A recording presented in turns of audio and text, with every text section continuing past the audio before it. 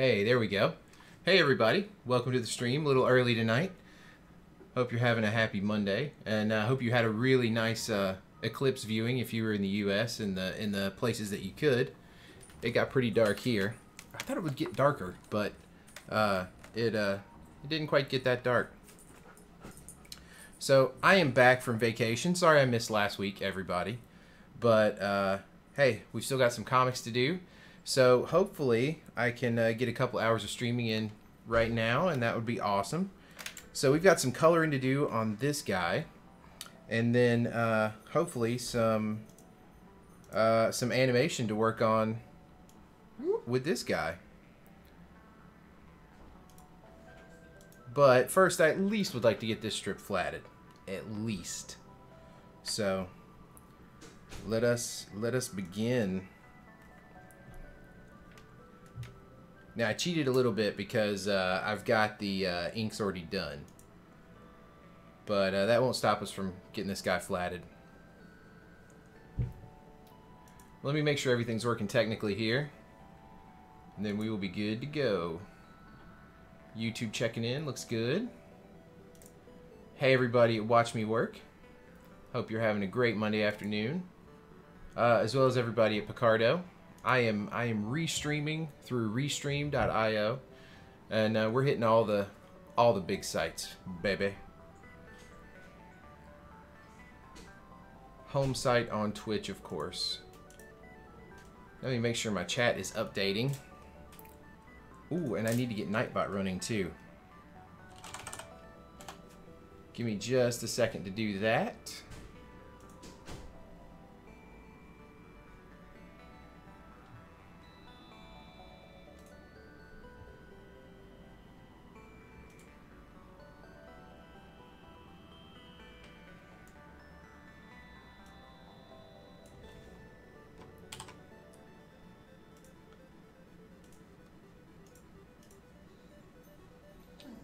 Let me reload the dashboard too, see why my chat's not loading. Always something.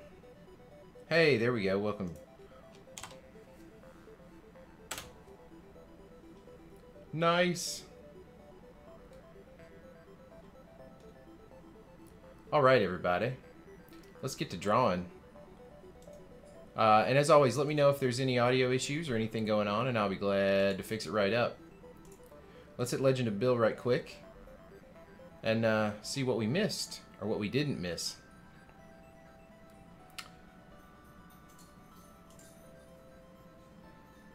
So Legend of Bill last time. Oh, that was the strip I did when I was on vacation. So I believe we streamed this one. Yeah, we did. So let's go back one more time here, and then I will pull the tab over so you guys can see what I'm doing. Alright, so if everybody remembers, this is a little tradition that I sort of started when I was streaming on the Adobe channel before it stopped. And I like to pull up the strip that we worked on last time just to give a little bit of context for anybody who might be new. And if there is anybody new, please feel free to stop me and ask any questions. I'll be glad to chat with you. So we're talking about Legend of Bill, and our bad guy just got sucked into this portal by this creature that our heroes haven't seen, and Bill's kind of like, whoa, and Frank, his sidekick, was what in the heck, and he didn't finish that before Dark Princess Gina says, was that? So then, yay, well, I guess enough, you know, good is good, right? And then Bill goes, wait, where are the mercs? Because there were all these mercenaries, these sellswords that were there. And then, of course, General Fozzik and Gypsy, let's just say their boss was fired because he already took him out. And then we cut over to our gnome group, who was also fighting our main bad guy. And we've got Giles, who is sort of assigned to stay with Bill throughout their adventures. Says, hey, when you get back, tell 13 I said hello. 13 is, of course, a reference to the Gnome Syndicate strip. So if you're looking on screen, that's 13, Agent 13 right there of the Gnome Syndicate. And they're partners and friends. And he says, hey, tell him I said hi when you get back. So here's our crew. And they are going to teleport together. Poof! And they're out. And that brings us up to speed to this strip. Poof! Where they're going to poof back in where they were. And then drop in a heap of gnomes. And then we get a little closing quip here. And that will sort of bring them back to the Gnome Syndicate strip that they were on initially. So, should be good to go. And without further ado, let's jump in here and start flatting and coloring and all of that fun stuff that we want to do. Also need to get my glove. The magic glove. Alright. Also need to drop my chair arm. So much stuff I gotta do before we're 100% ready.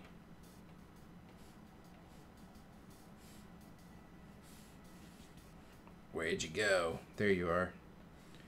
I want you up above. And let's grab you. And nudge, nudge, nudge, nudge.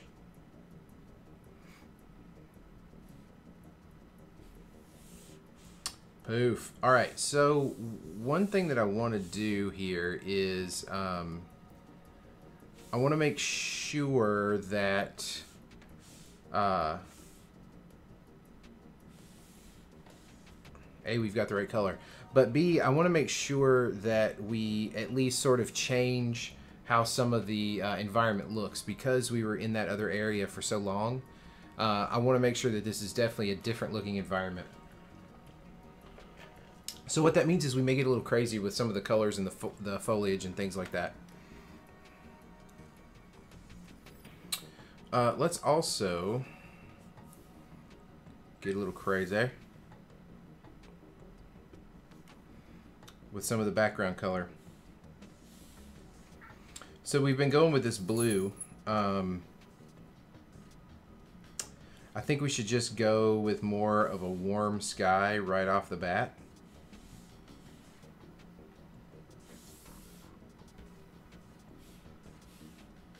Whoops.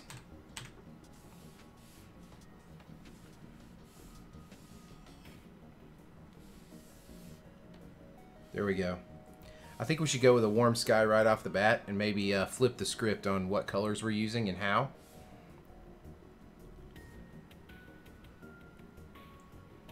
And that'll be interesting.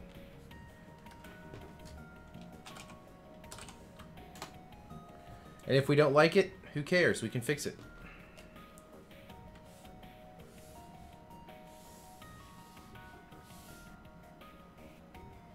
Make sure we're using multiple referring. We are.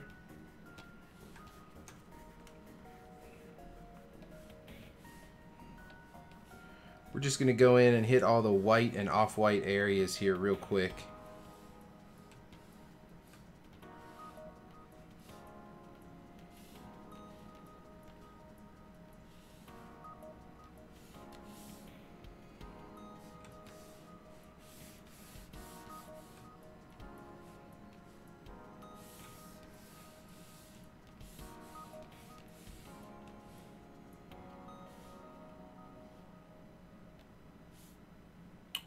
I think that's actually skin right there. Yeah, it is. That's skin. Oh yeah, don't forget that or that.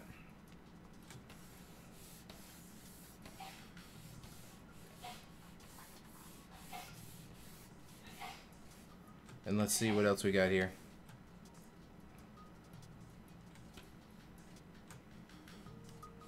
This is going to be relatively clashy here. Clashing, clashing.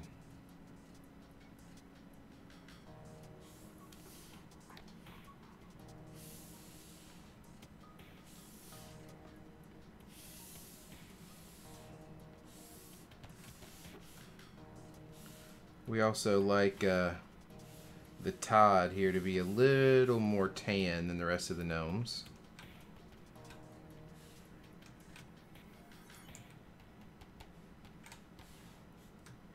If I'm not mistaken, yeah, he's got sort of these off-white pants on with pink socks. Because why not?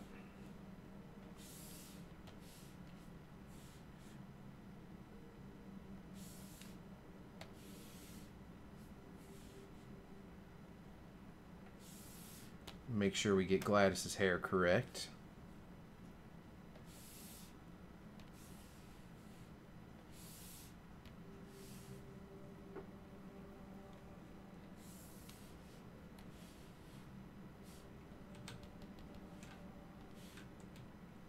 Oops, wrong one.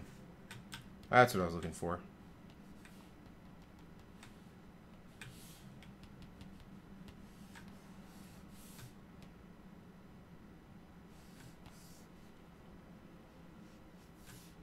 Oh yeah, don't forget that.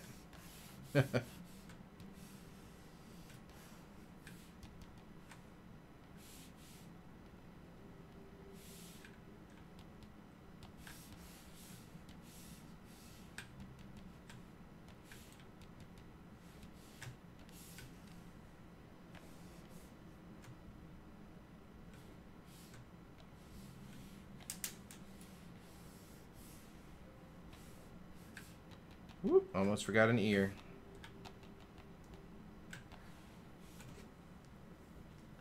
Okay, so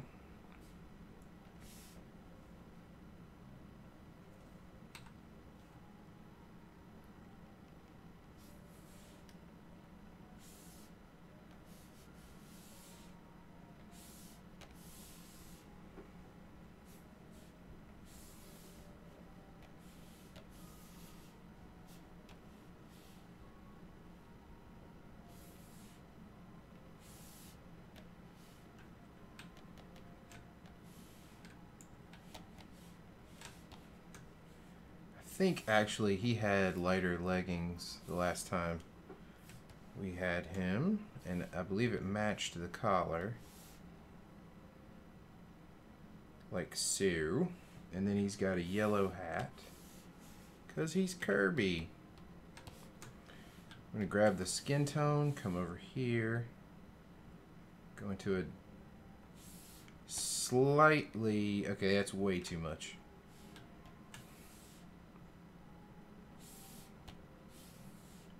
Slightly darker. Let's grab the sliders here. Get it right about there. Too much. Come back. There we go. Now we can go just straight up darker. And darker still.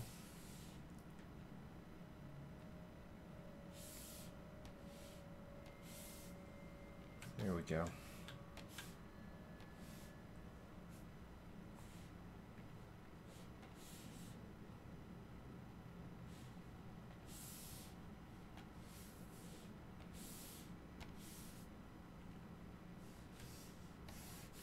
Don't see any of that over here.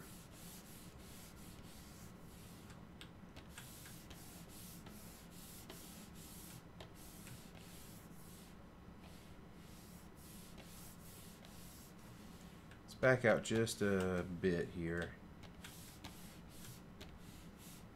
Go ahead and see if we can't get Gladys's hair taken care of.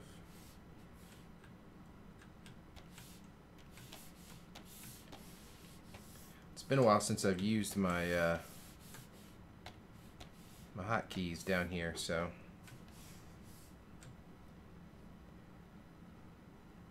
a little off.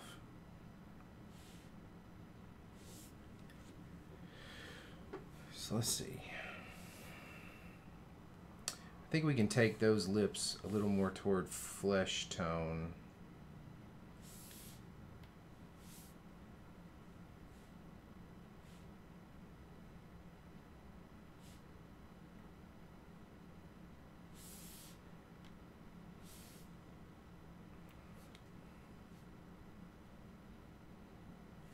If I'm not mistaken, Gladys has green eyes.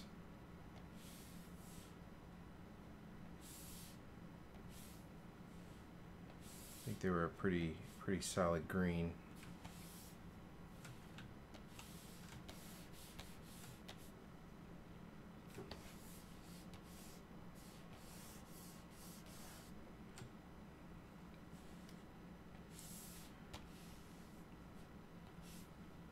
So we'll find a good dirt color here. Let's grab our lasso so we can get into these little areas here and color them.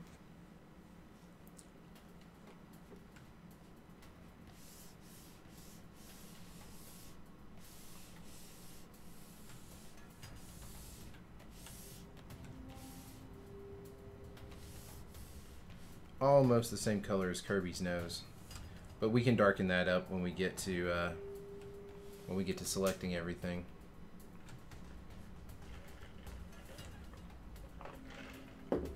Okay, so what I want to do now is actually do that first of all.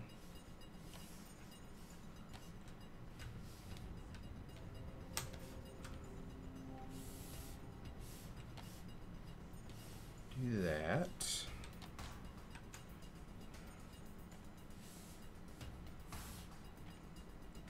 Ooh, that's not what I wanted at all. Let's drop the saturation there and get the nail color.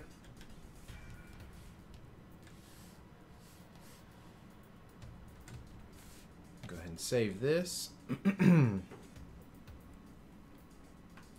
Then we'll jump into those plants as soon as we can.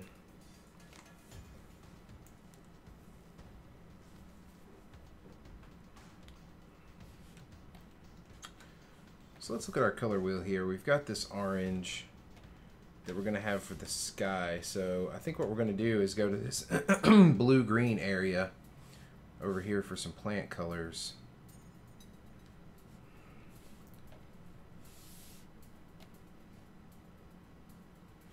And again, we're trying to differentiate from the foliage that we saw in our previous strips.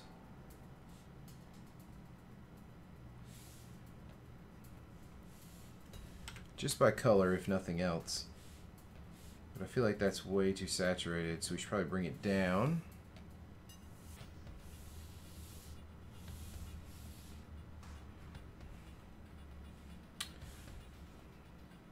Then let's try and pop some green with these other weird sort of plant shapes. I don't think that has quite enough blue in it. What if we went super aquamarine? Teal, almost. See, I don't think that's too bad. I do think I want to go lighter on his leggings, though.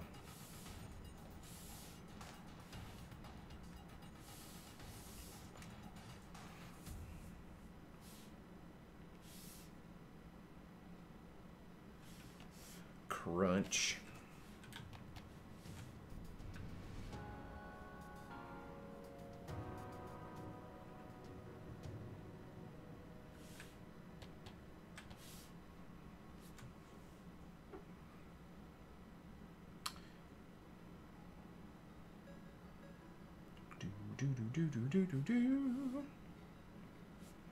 So we're borrowing this from the other strip.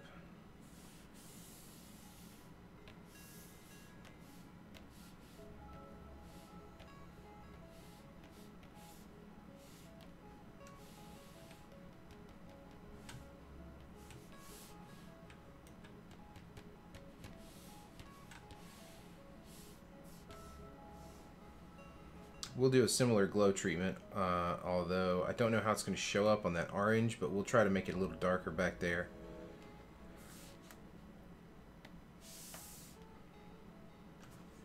While this is saving, let me check in with everybody. Hey, Coconut Head Mike. Welcome to the stream, my friend. Welcome. Hope you're having a great Monday afternoon, Monday evening.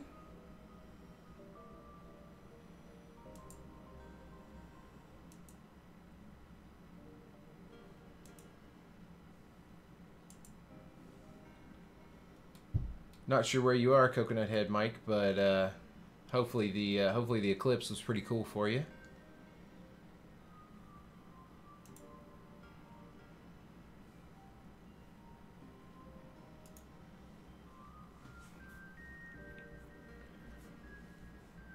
hopefully.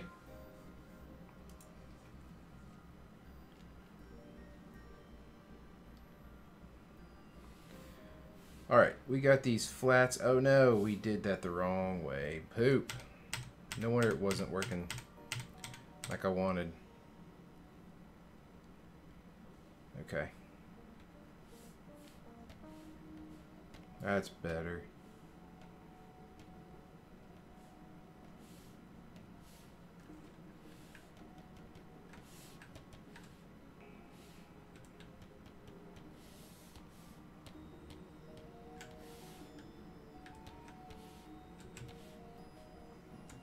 That's better. Now we're all in the flats. I'm going to go ahead and lock that. I'm going to go ahead and lock that. So we can't be messing. Can't be messing. Let's start working on this sky back here and see what we're going to do with this orange, because that orange and pink is really sort of...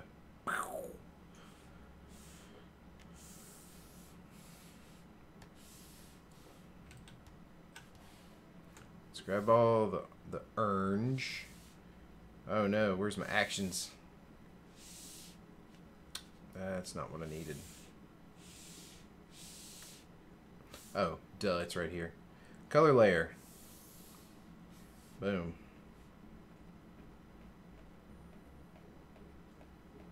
A little bit of bleed through, not too bad, so we're all good. We're all good.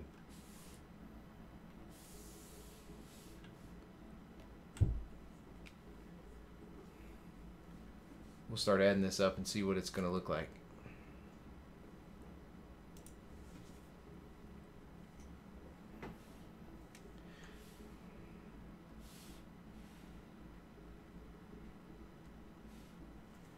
Yeah.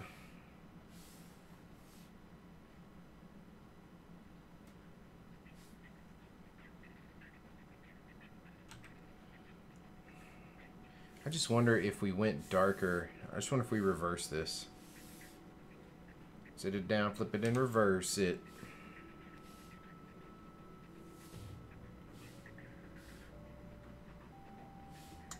Wow, I got so much stuff running. My machine's like, I don't know if I can calculate this gradient for you. Alright, now let's do screen. And see what kind of mess we make.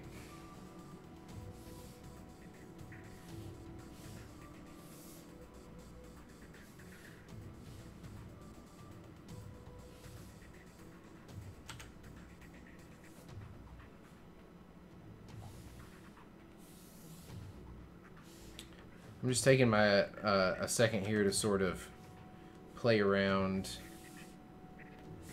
and see what kind of effects we can get.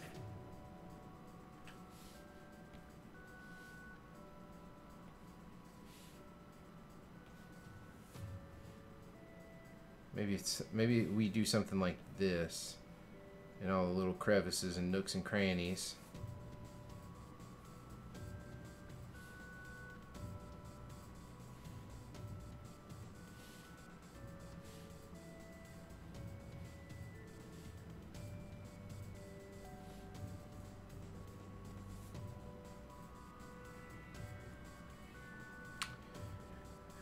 And guys, this is all just about experimenting and having fun. There's no rules. I mean, there are always rules, but you can choose whether you want to follow them or not.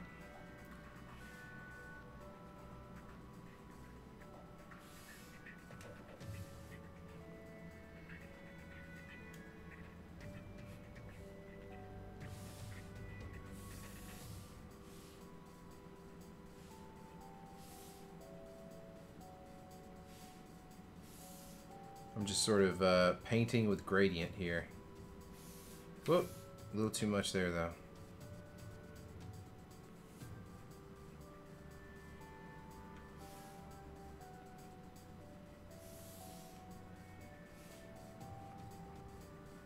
It's also something we could like cut in here and cut out some of this. See? Get these little like really hot spots in here in the gradient. It's kind of cool.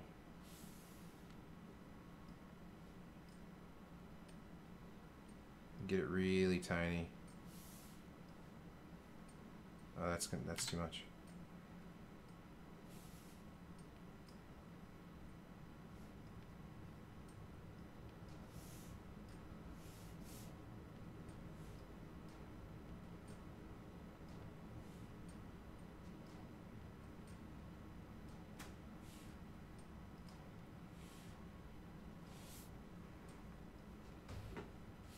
Do some stuff like that. You know what? What if... Let's do an add glow on this thing and see what we get when we do this. Ooh.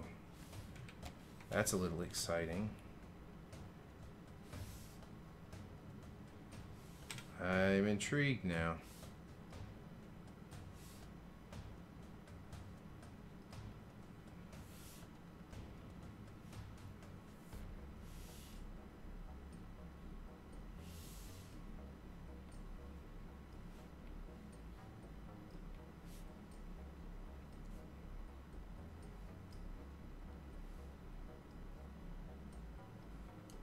Just gotta play around with stuff, guys. I say guys, meaning everyone, people, anyone watching, viewers, artists, followers, friends.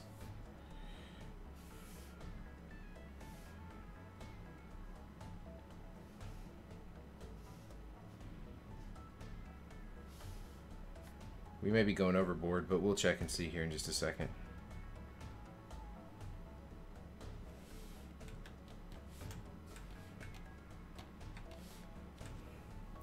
Nope, I dig it. Sorry, but I dig it. Now, is that picking up the pink over here? Was there any more pink? Yes, on the sock. That's what I thought. So I'm going to come in and take that pink out.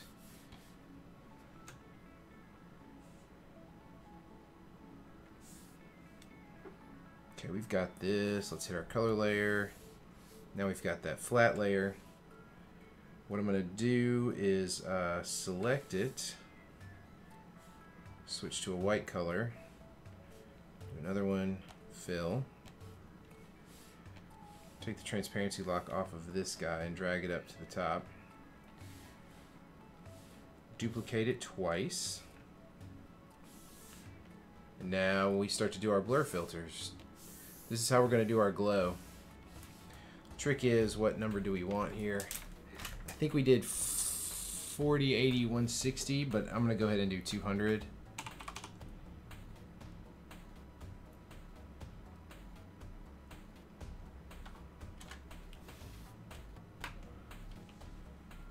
I'm going to grab all of these guys and move it above the inks for sure.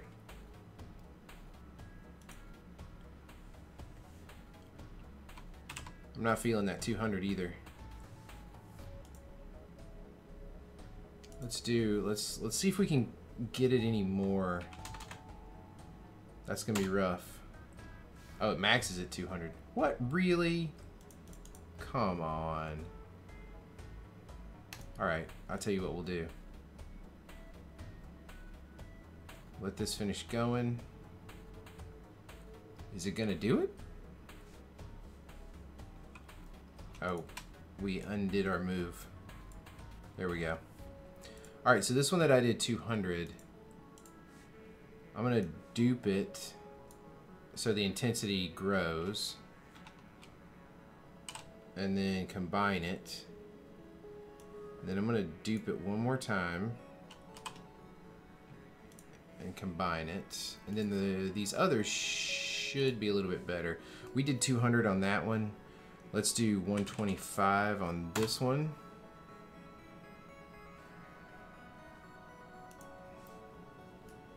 And we'll do 50. You know what? Let's just be weird about it. How about that? How about 47.33? Why not? Right? Why not? Grab all of these and set them to add glow. Somebody order some glow? Jeez.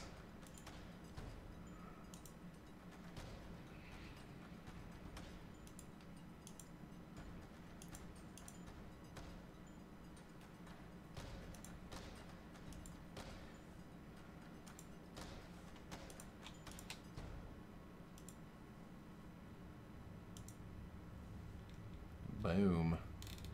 Yeah, no, it definitely is going to look better over the over a different background color for sure.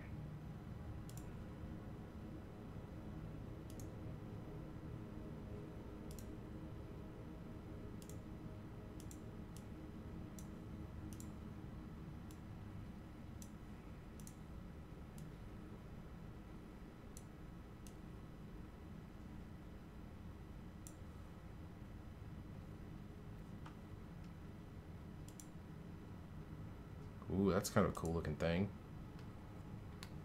So yeah, we're losing a little bit of that pink, but it's not too bad. And we are over the ink. If we start cutting out some of this, bringing this back up, that really does give us our line.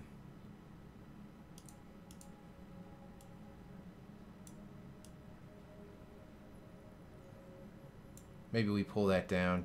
There's really, again, there's no science here, guys. This is just, I mean, ultimately underneath it all there's science, but this is just trial and error, just kind of playing to see what works and what you might want to do or not do, you know? I mean, we can change the layer type as well.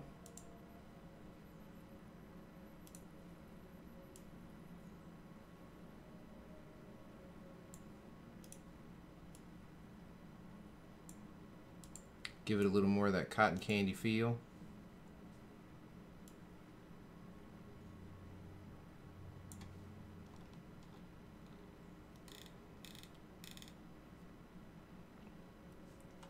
I mean, it's reading, you know?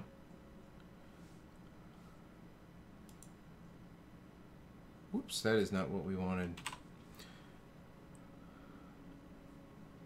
We want follow adjacent pixel. Maybe that's not what we want. Oh, you know what? It is what we want, but we want it. Come on. What's up? What's up, everybody? Oh.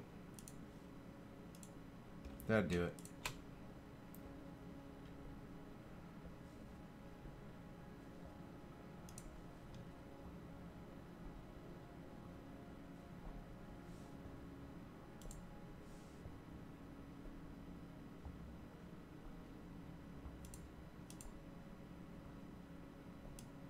So that white is in there like that. So what we're going to do is we're going to go here, select this, grab this, and I think we had a purple last time, which I think is really going to pop nicely on that.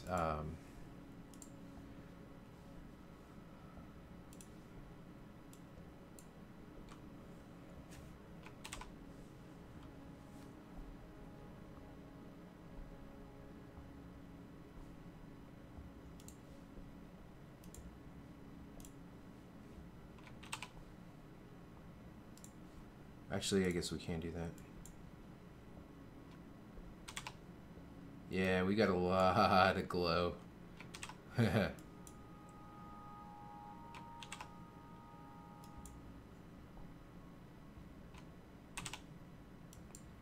got a lot of pink bleeding over into that white that I didn't realize. Maybe we put this above it.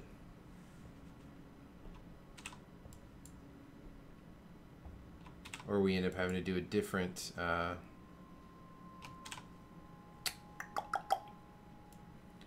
slightly different treatment here.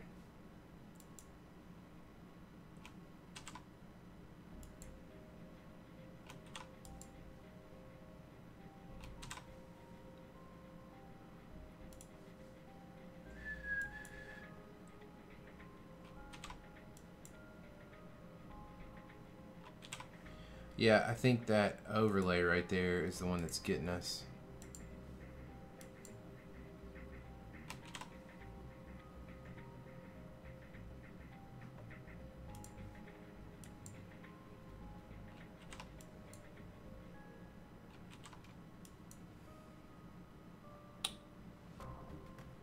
Yep, I'm not feeling that.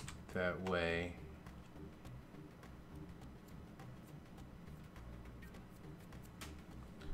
Tell you what we can do though. We can use this selection. This is going to be rough. This is going to be a rough one for sure. Because what we want to do is we want to make a mask, I guess.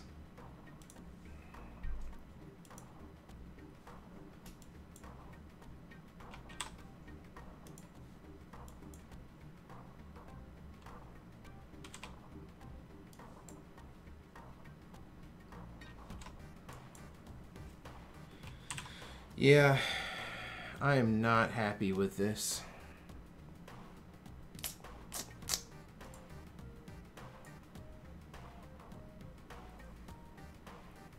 I mean, we could do something like that, but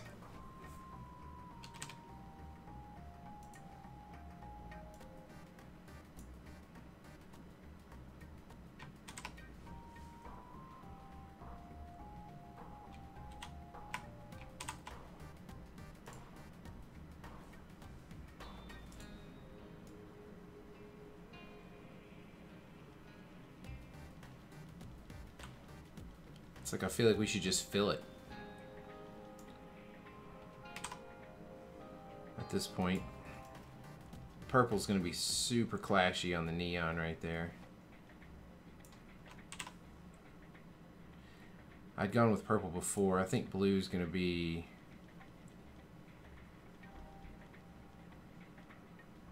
Blue may actually be our winner here.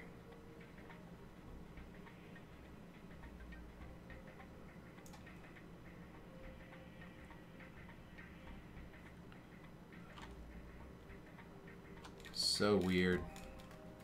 I think I just overglowed that area right there. Wow, really?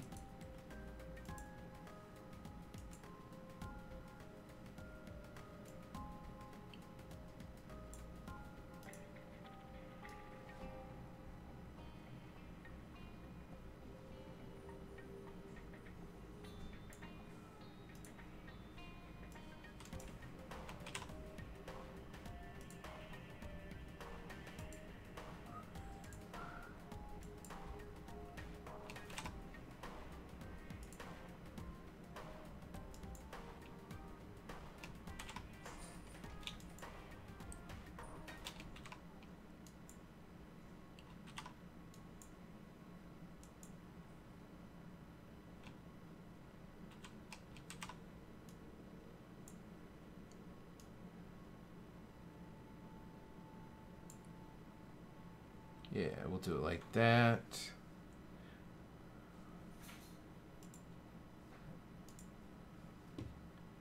I need a new window.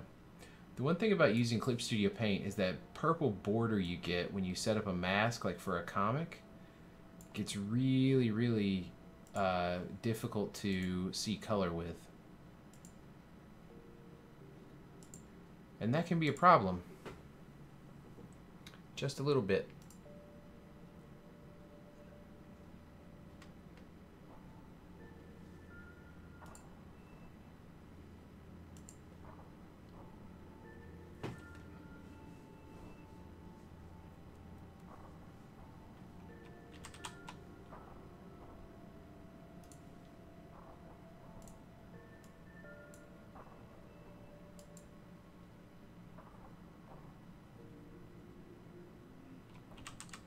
I like the blue. I think it's just finding the right blue.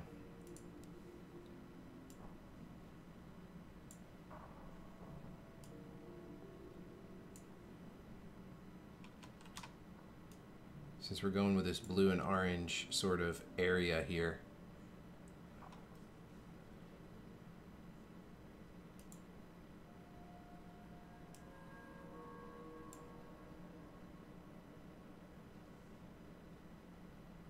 Yeah, that just blows it out. Because see, then when you turn that on, you get your black outline. That was the difference in the other one. But I think we can probably do this. And say okay. And then we will clip at layer below.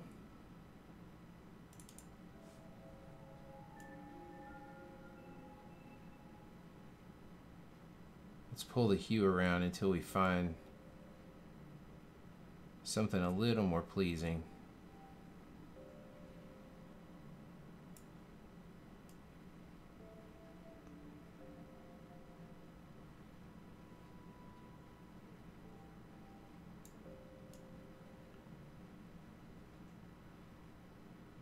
What we want to do is we want to have it work with that outline that we're getting.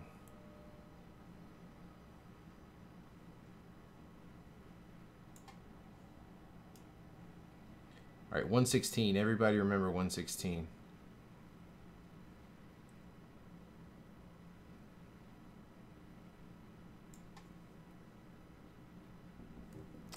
Yeah, I think those black areas are blown out. Don't like it. I think we duped our top level just one too many times.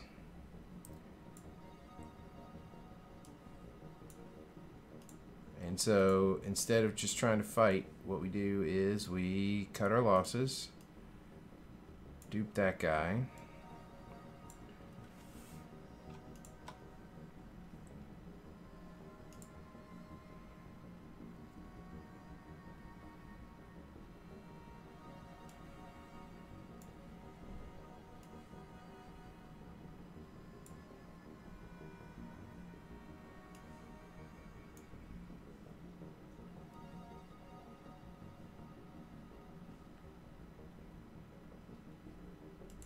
And then we just try and see what we can figure out here.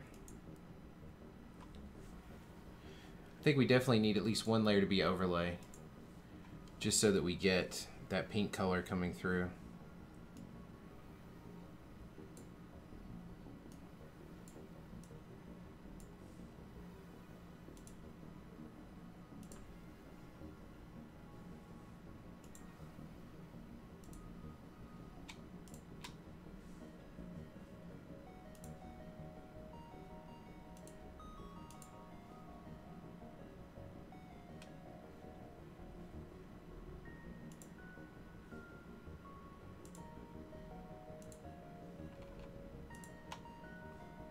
Okay, good. Turn on transparency lock. We'll get our gradient one more time.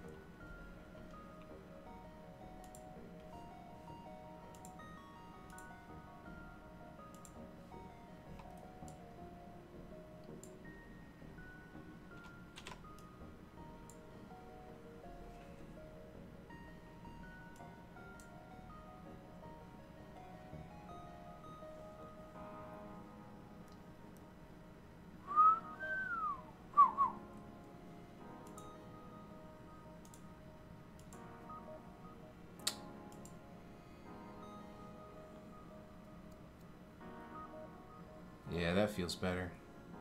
I'm gonna go ahead and save. We may come back and do more, but for right now I'm gonna go ahead and save. One thing I want to do, yeah, I am going to duplicate this layer, drop it to the top, grab that, color it pink, do an add glow, and we'll blur it this way. Hey, CBR Network, I am early tonight, yeah. Back from vacation, last day off, and so I figured I would get an earlier start tonight. Just a little bit, not much.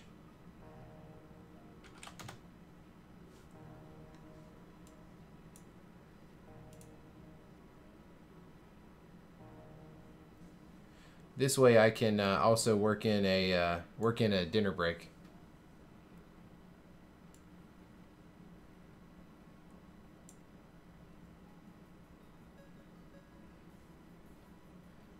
Did you have a good eclipse day?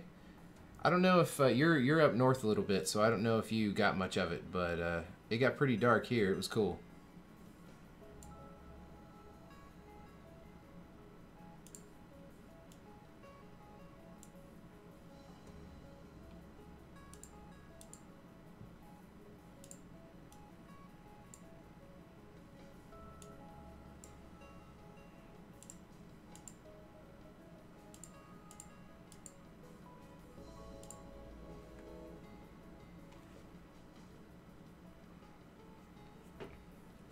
Yeah, I might be on a little bit later. We're still kind of getting resettled in from vacation, but we'll see. It may be later, but I figured I would jump on and get a little bit of time in while I could, right? And I'm streaming to everybody tonight, or well, right now. So we're going out to Twitch, Picardo, Watch Me Work, YouTube Live, all courtesy of Restream, and everything seems to be going pretty well.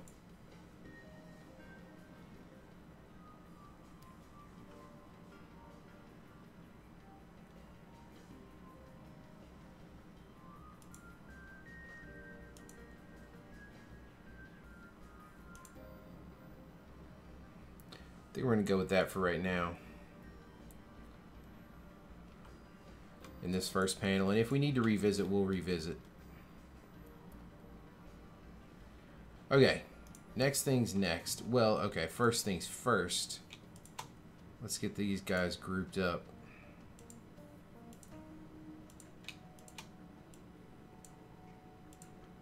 Boink.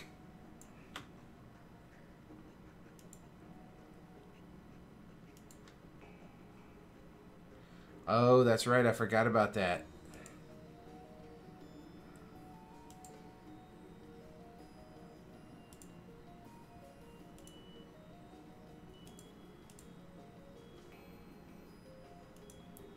There we go. Got to set the folder to through, otherwise the folder's layer blending mode changes everything. Yep, that's our gradient for that. That's inks, inks, flats. Here we go. Alright, let's get our wand back. Now, how come we didn't get... Oh. I am so off my game tonight.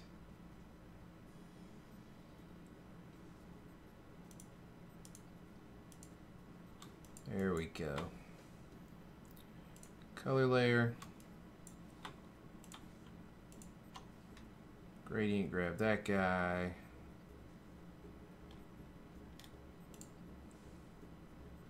Let's do a multiply on this. Actually, I'm going to go over to the ellipse, which is kind of like Eclipse.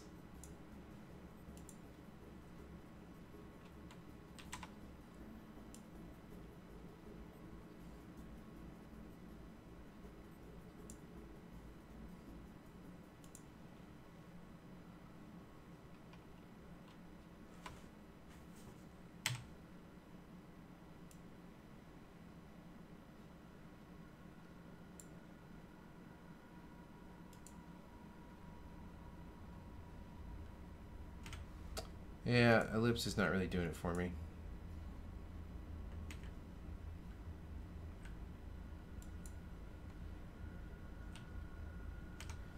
Honestly, neither is the multiplying. So I think in this case what we do is we say screen and we go the opposite direction. But not that much. Then we can come back and use the multiply with the ellipse.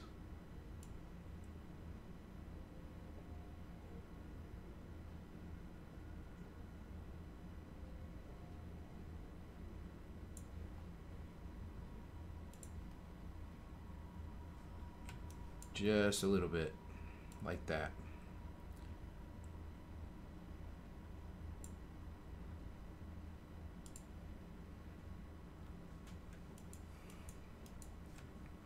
That'll help break up that dirt. Here's one thing I'm going to do though. I'm going to come in here and I'm going to grab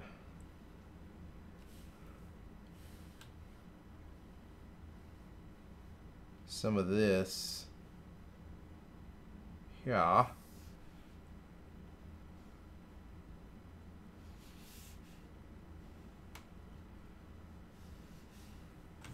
These dirt mounds, clods, whatever you want to call them, really.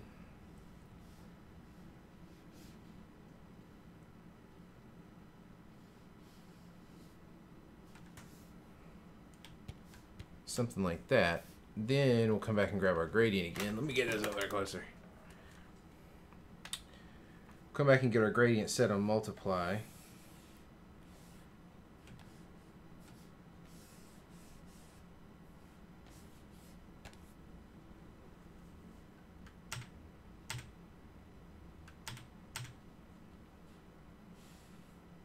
Might be a little bit strong.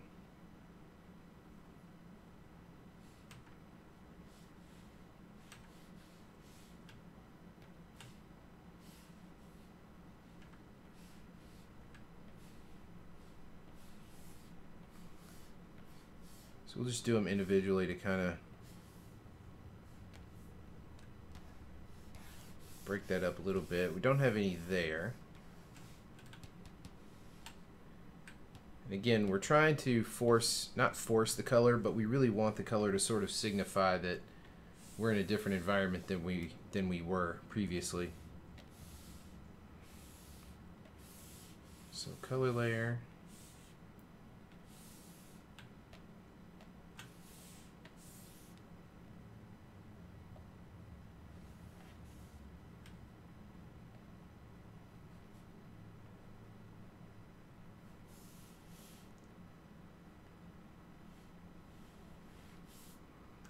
Like so.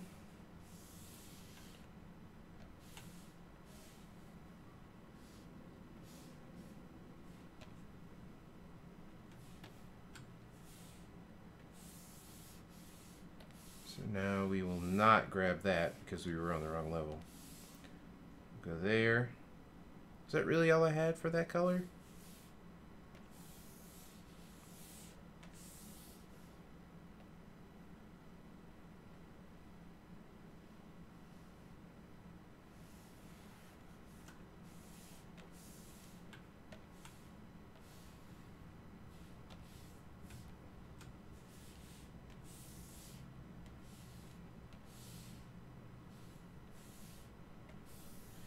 I have to say that the colors on this one are pretty weird, but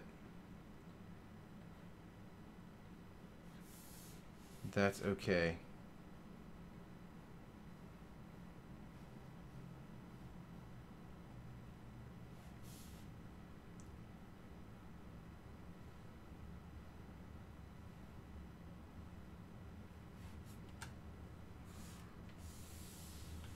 We gonna run with it anyway.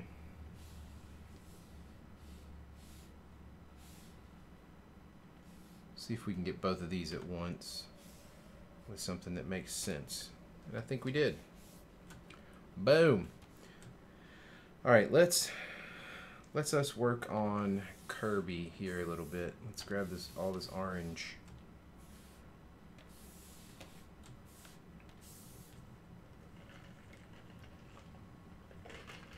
I think orange is our theme on this strip.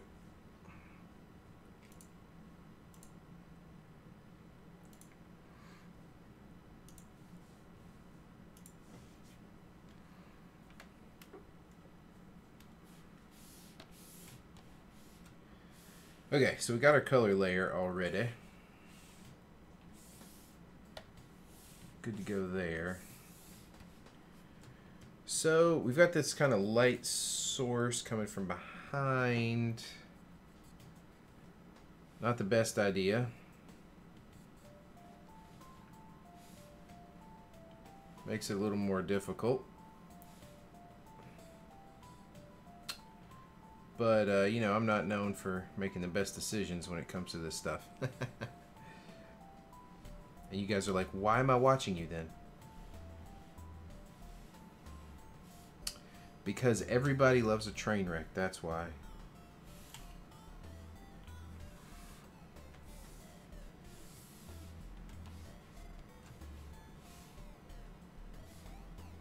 I'll try this again here and see if I can just get everybody.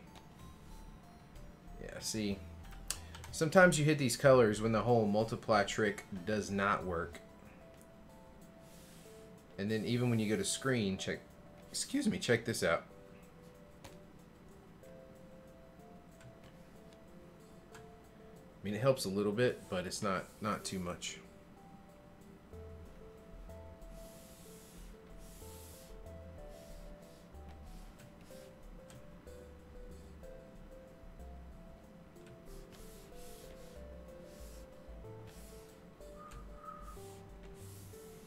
We're going to cheat this.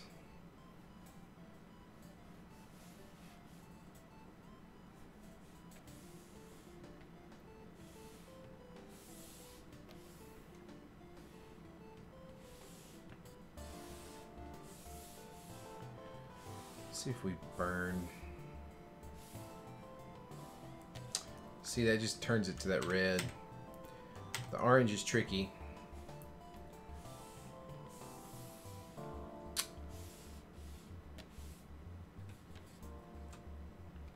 So we'll just cheat the light.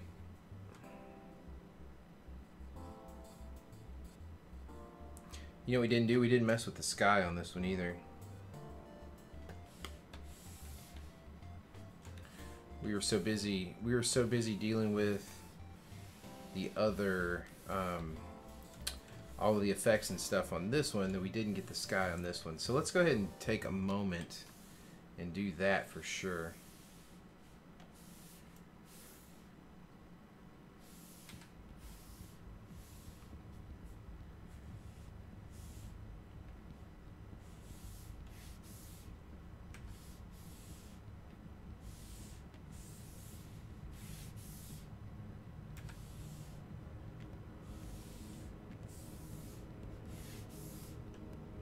I'm just sort of playing with stuff, not doing anything crazy.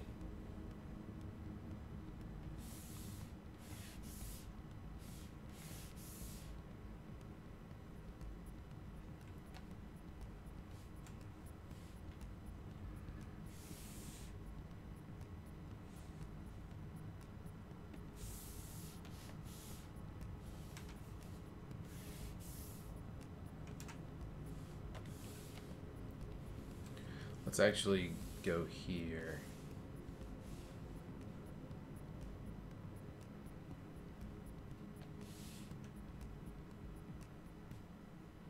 There we go. Oh, nope. I mean, redo. That's what I wanted. Not much we can do with the yellow either. We do need to get into his eye and her hat, though. Let's start with her hat. Color layer.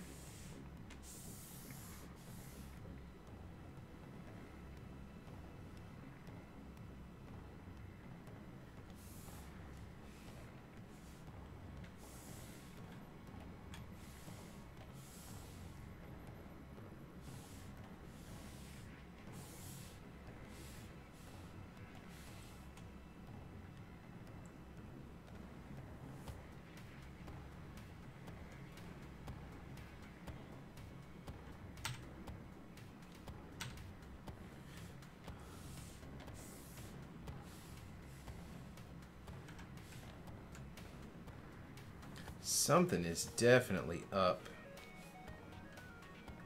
with what I got going on here, because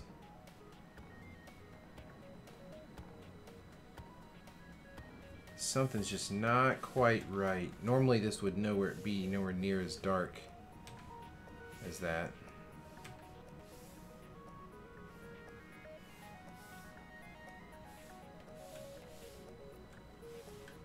It's either that or the odd. Yeah, that is one thing. There's these little chromatic aberrations right there. I don't know if you guys can see that or not, but you get a little orange halo around it, and it's not accurate. The art doesn't actually look that way, but it starts to act like it looks that way, and that's a pain in the butt. Pain in the butt. Do do do do.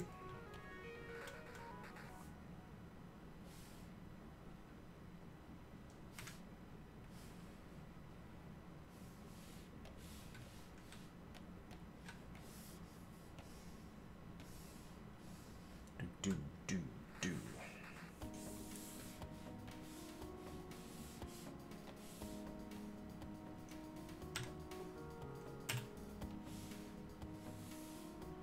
So we'll do color layer for the hair.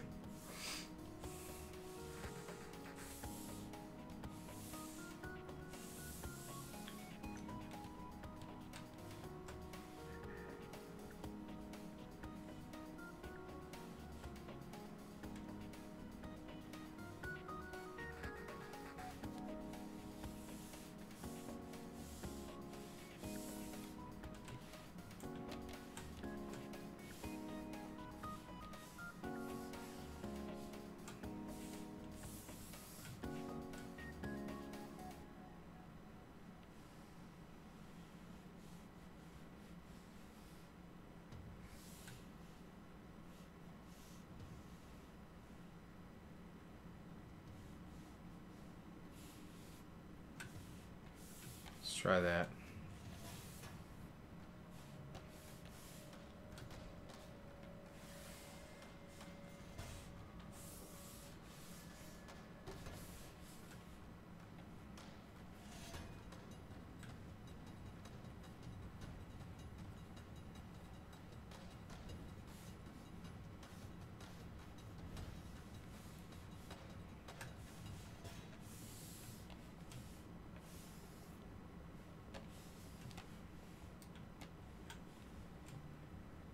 That's pretty cool.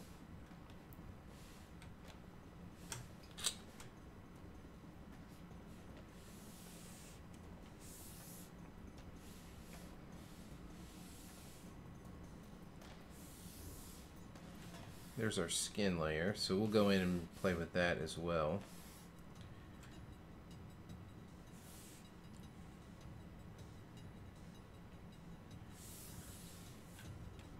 Now with the skin layer, typically like grabbing a soft tool like the shadow tool here, linear burn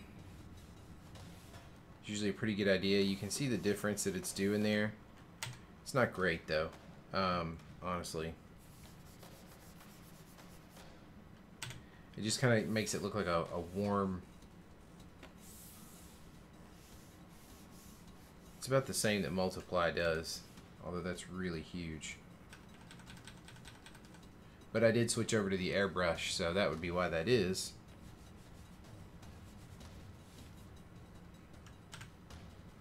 It just becomes pretty hard to control.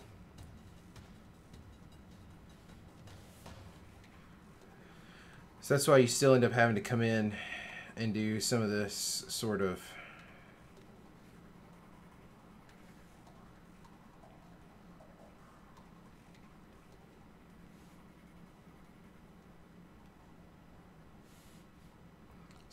shade selection shading stuff. That's what I was trying to say. Stuff.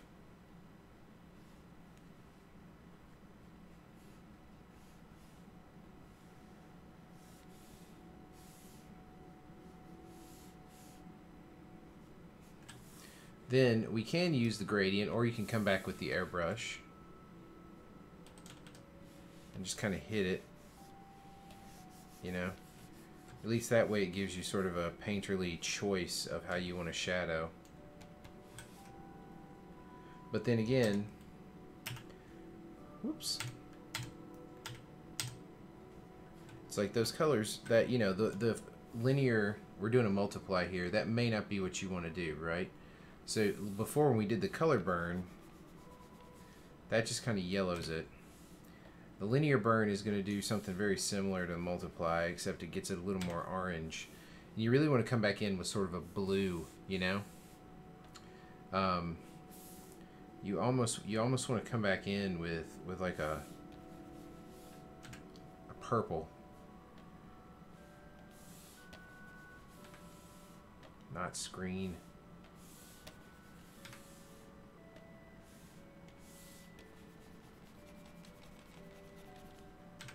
Maybe overlay, but you want it to be darker. That pushes you more toward red again.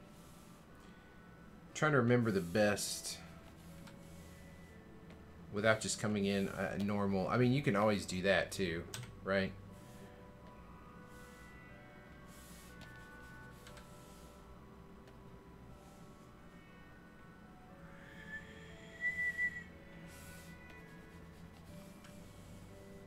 But you don't quite get the dark saturation that you want.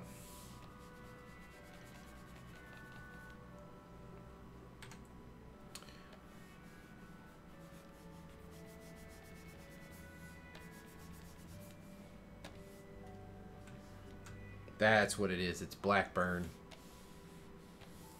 That's what it is. I knew I'd remember it.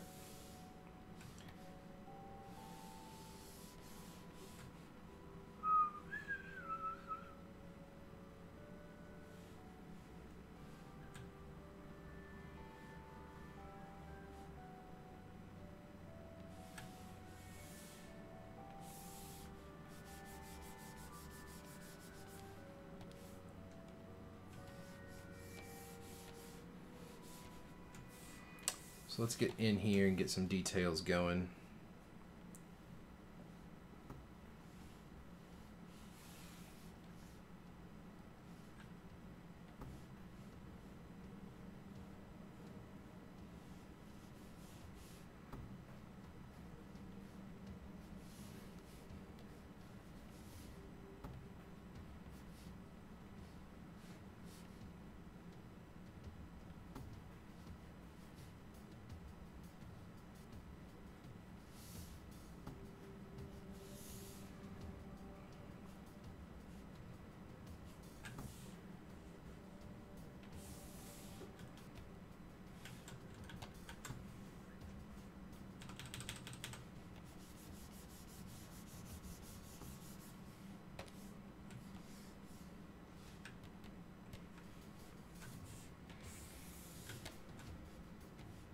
I'm going to get this whole neck piece for her. And I really want to get in here and get all of that. Get all of that.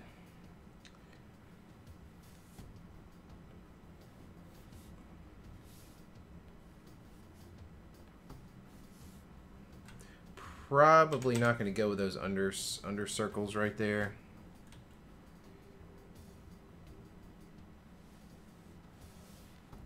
But we will do that, and we will do that, except not that. Come down here and then do like that.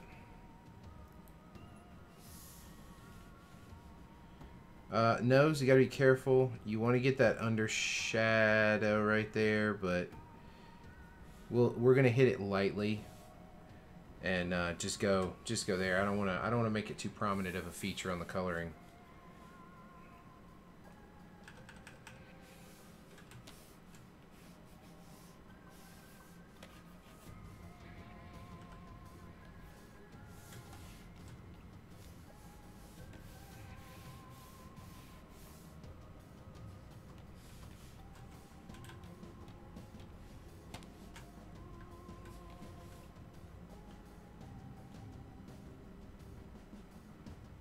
Not too terrible.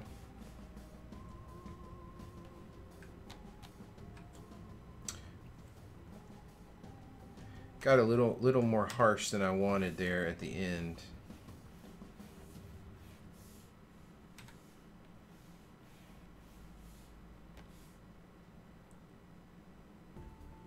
Not quite enough.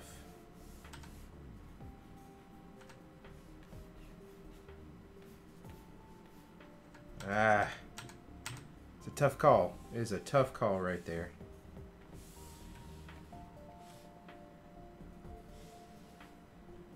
Whoops. I want Blackburn.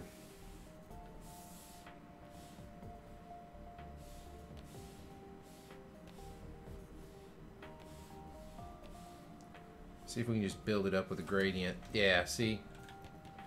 It's a little softer, which is okay with me.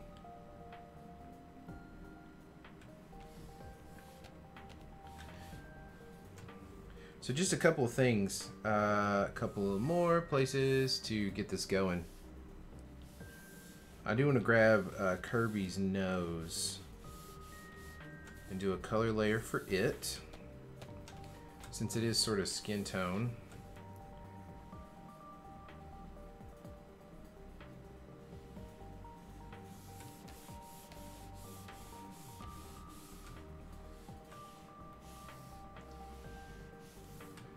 Something like that.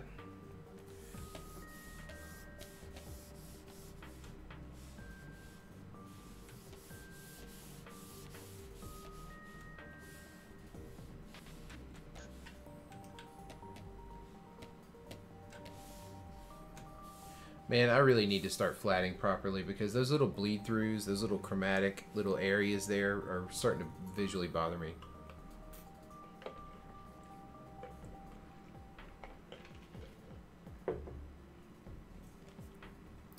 While that's saving, I'm going to hop over.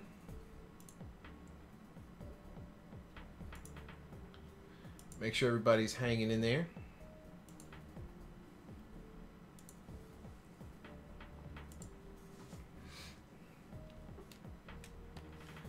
Okay, let's work on... I'm not too concerned with the other hats. I think we do have some decent amount of modeling in there. While we're doing skin tone, though. There we go.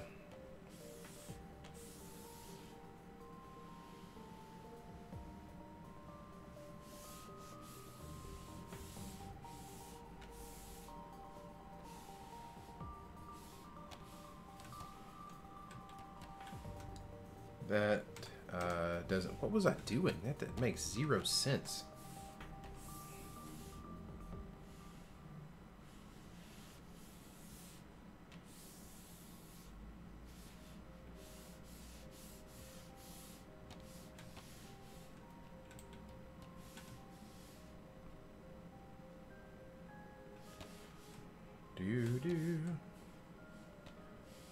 Did we already get... That was the nose. Okay, so back to boots. Boots. I think that's all we get. Color layer for the boots.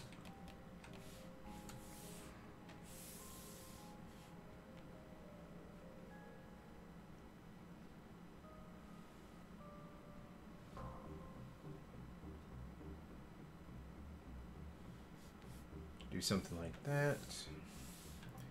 Now we're going back.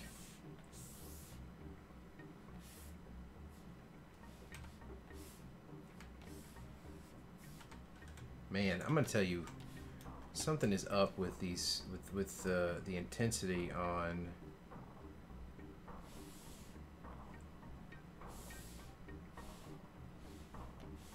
I feel like I should be lowering the opacity just a little bit on that guy.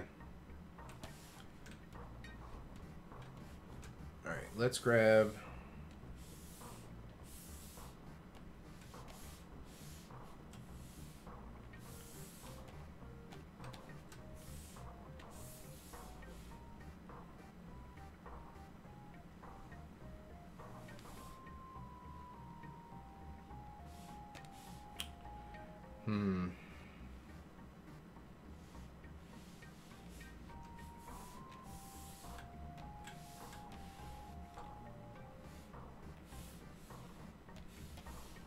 Yeah, I think lowering that opacity helped tremendously, actually.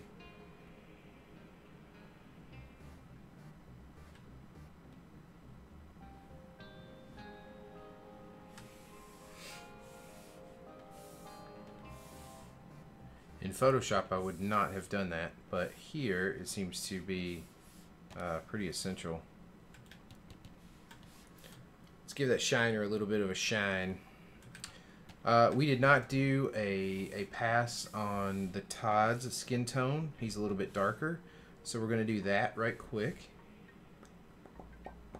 And then we should switch over to Toon Boom and get some animation time in. Color layer. Alright, so we're still going to go with that purple. Let's get our junk in gear.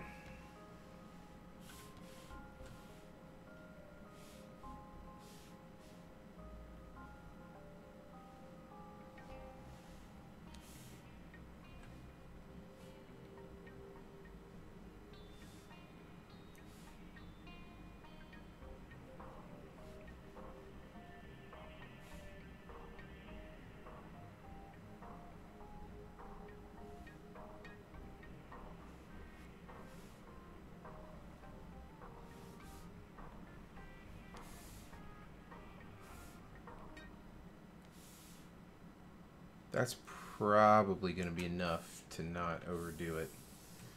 We're going to use Blackburn again.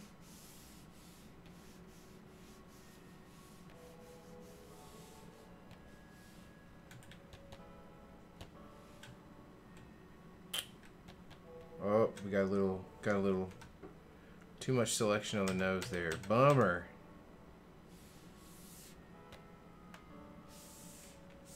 and I didn't see it.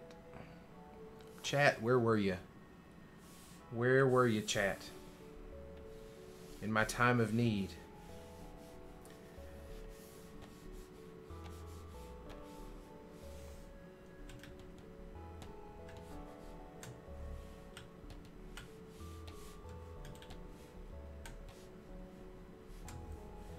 Wow, that's a lot of colors.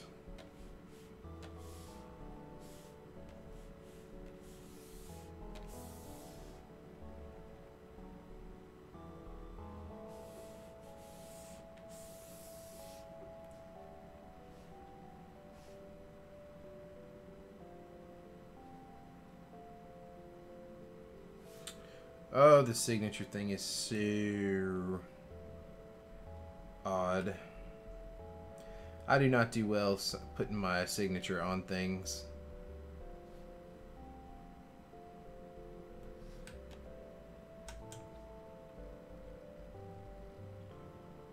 And it's super weird that I have to, like, you gotta have it. I've been told that it's kind of a must for syndicated cartoonists. But man, is it ever super awkward to find a spot for it. And I don't plan my cartoons with my signature in mind.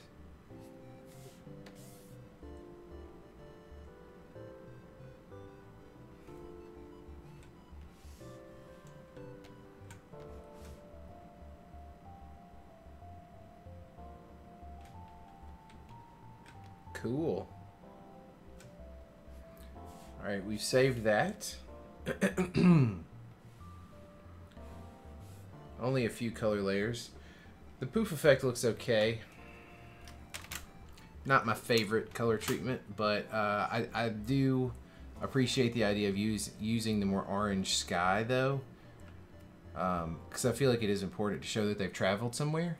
And so flipping the script on the color is good. And this is one of those things, too, where I want the poof to look different. It's essentially the same inks as the poof from the previous strip, but I want it to look different enough to where it feels like it's the landing poof instead of the taking off poof, the leaving poof. Okay, so we've saved that. Let me do a quick tech check here. Make sure everybody's good. Hopefully everybody in YouTube is hanging out. Hi, YouTube. Watch me work. Hi, watch me work. Picardo as well. Looks like we're all good. All right, let's do this.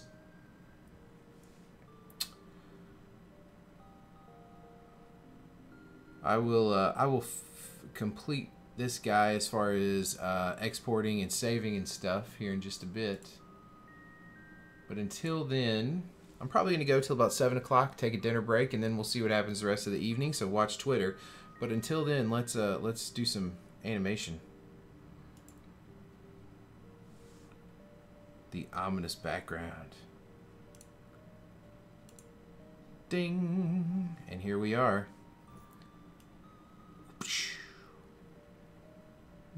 We got some stuff to figure out here, everybody. Some stuff indeed.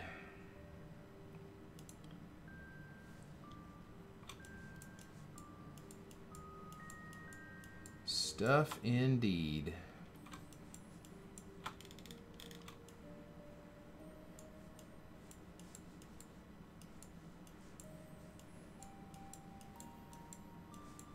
We are animating this guy. So we've got that. Ah, here's our other fishing line. Okay.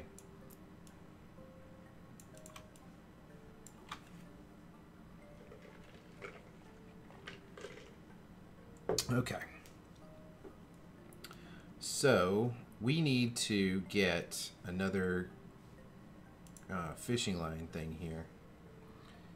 Another fishing line drawn. I'm gonna move this over just a bit. There we go. We may be mousing around more here tonight in this than we will be with the tablet. So I'll bring that arm back up and let's get to it. Let's rock and roll. Okay, so we've got that. That is definitely our fishing line, but it's got all these transformations from the deformation of the pole and everything on it.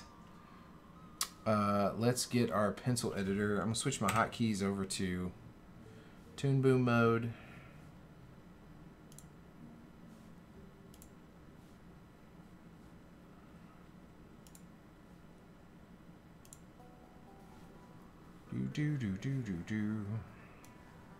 Let's get all of our points here.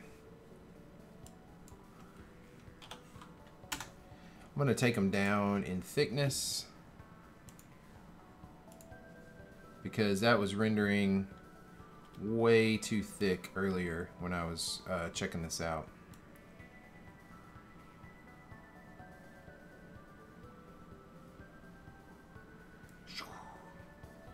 This is a standard, this is a puppet animation, just a one-dimension puppet using deformers. Deformers are the bee's knees, let me tell you. We haven't done any real text treatment yet or anything. Uh-oh. Go ahead and save this. I'm also going to go ahead and deactivate the syncing on Dropbox once it's done.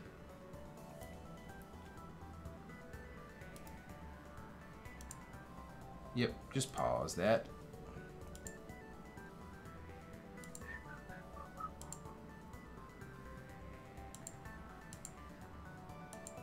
Let me make sure I'm streaming into... Yep. Let me actually change...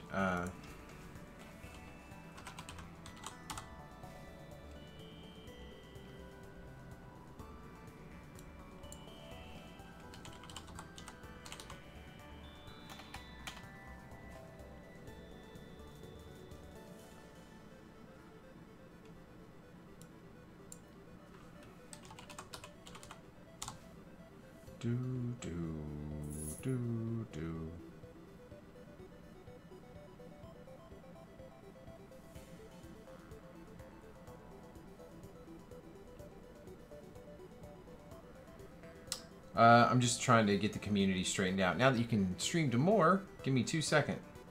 2 seconds.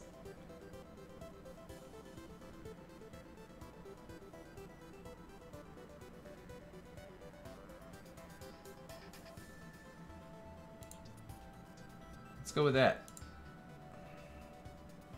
Updated. Okay. Back to the hard work. So we've got to get an extra line going here, but then we've got to re-rig the deformer going up. Currently there is no deformer here, but we need it. Let's see.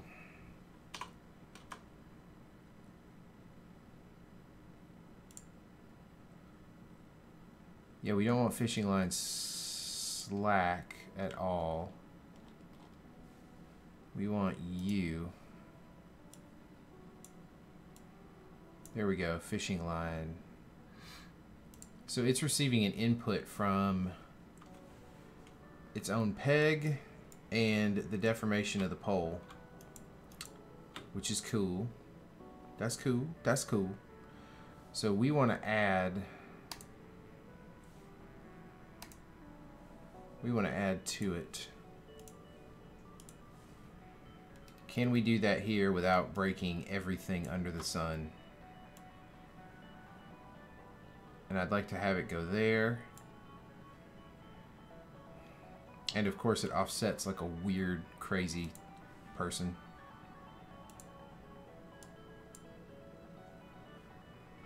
Why is that off?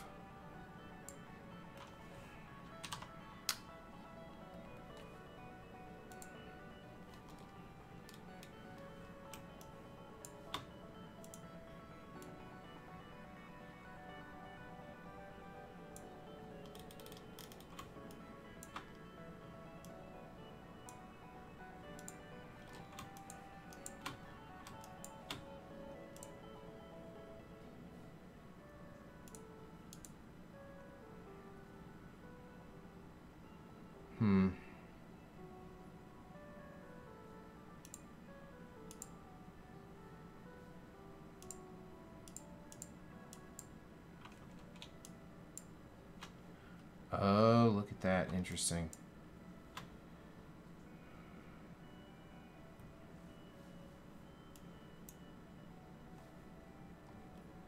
Well, that would explain that. So what if we just got rid of the peg altogether and just took the deformation straight in?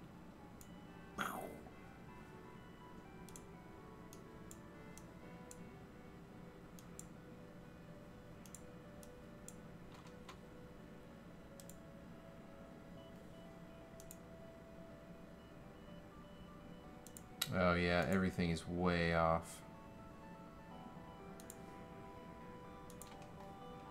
Because it was all imported. Because I had started building this guy in Animate and Flash.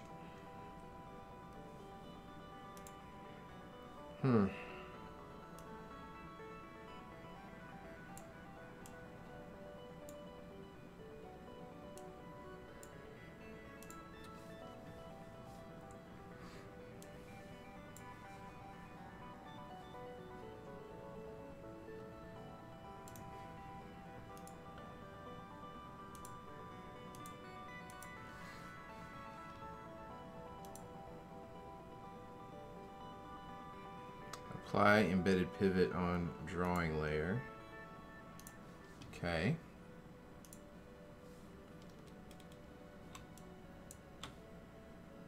Let's turn animation off.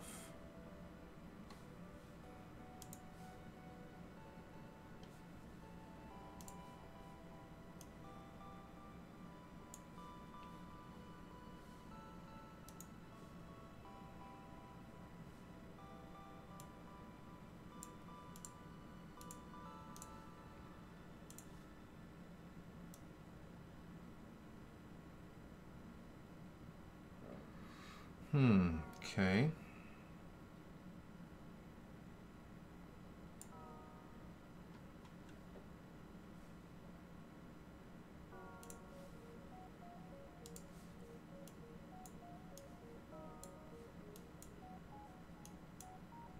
Okay, so at least we're lined up now. We've got this.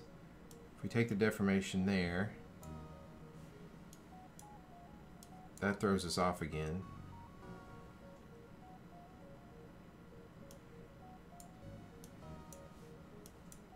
That throws us off again. I don't know what this offset is doing.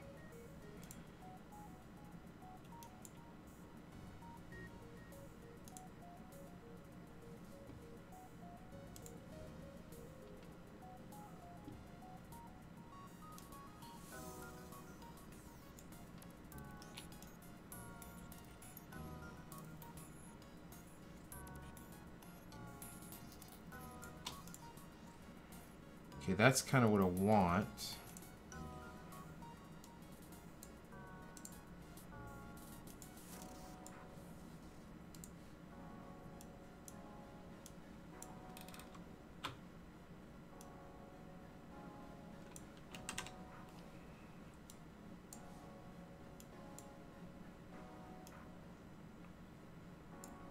I want that there.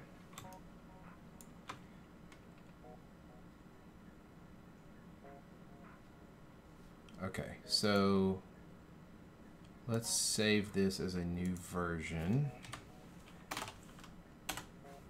I'm saving versions of this thing like crazy.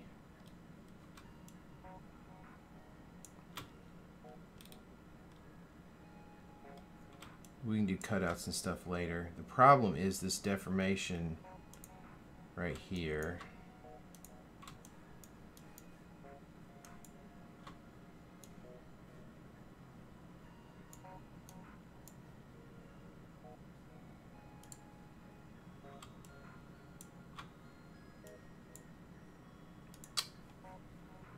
Publish to parent groups.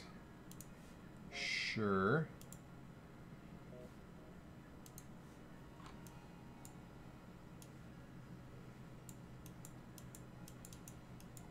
This is all the rigging part of it, everybody.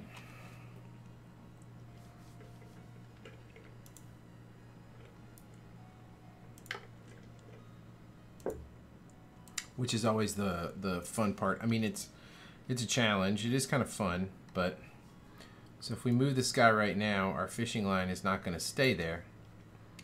What we need is this deformation here to go into here. I would like for it to go into the peg. That's going to move that like that.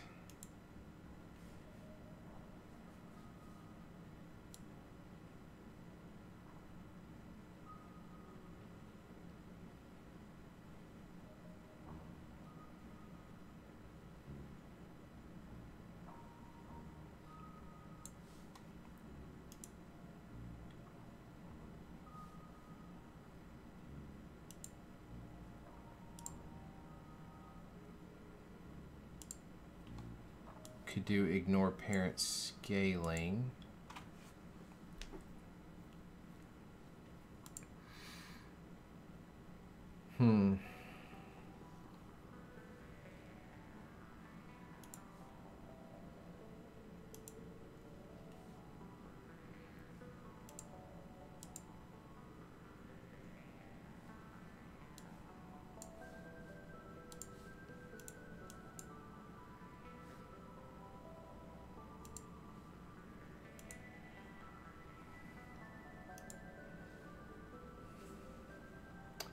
Yep, if we disconnect that, everything goes back exactly like you would expect.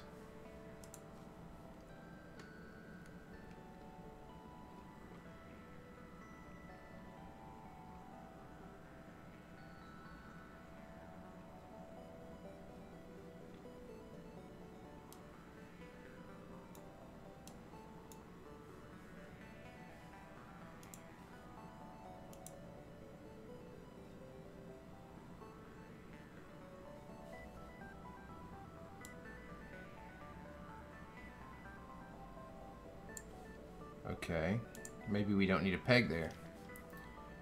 Which then my question becomes, how do we move that guy where he needs to go when everything is offset some crazy amount?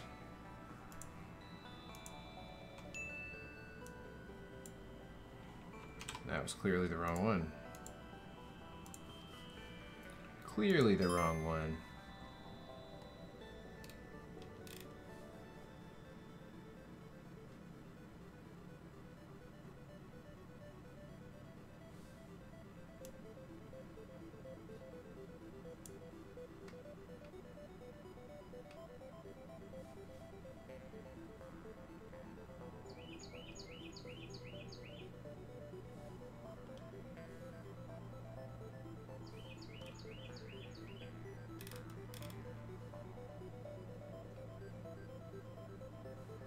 Oh, I got paired on Watch Me Work.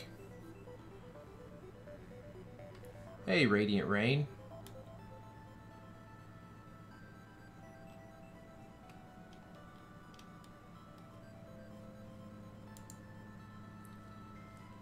Check everybody else. We're all good. Okay, so let's figure out what we're doing here. This is a wicked offset.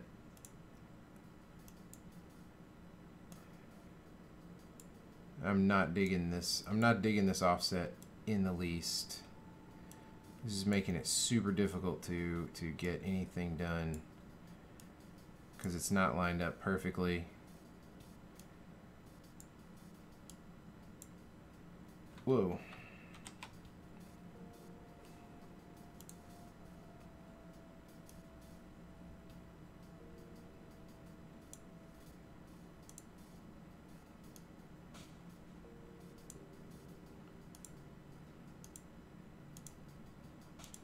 Does that help somehow?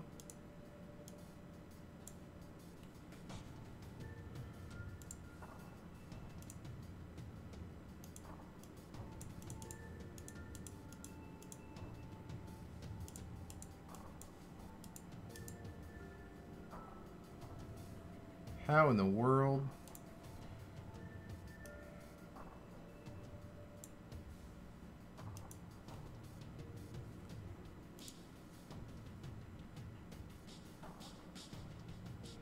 Come on.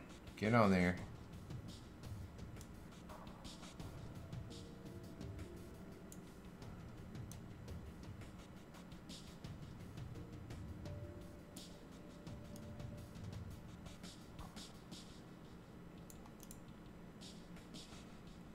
Okay. How did that work all of a sudden?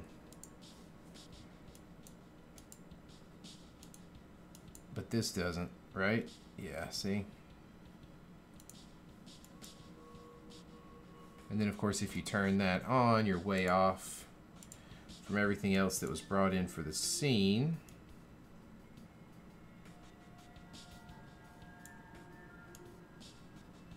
This thing was just a bad setup to begin with.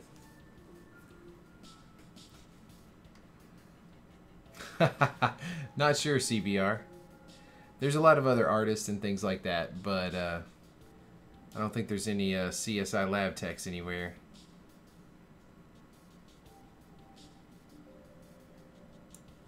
Okay, so that's relatively safe there. We can get rid of this peg. Now the question becomes, can we put deformations? Can we put the deformations on this here?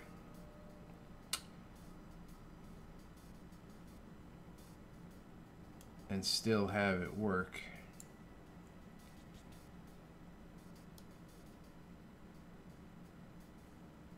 Like so. Ooh, lordy lord, I think we added more stuff that we shouldn't have added.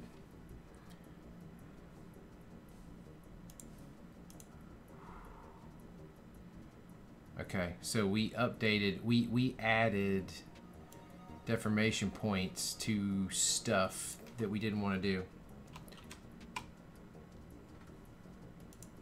Okay, so then let's disconnect that. That makes this huge.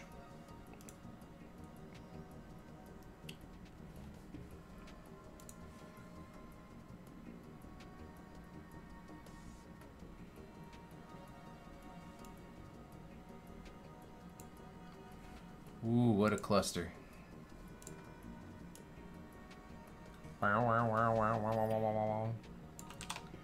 Okay. So now let's watch this break itself. Willikers.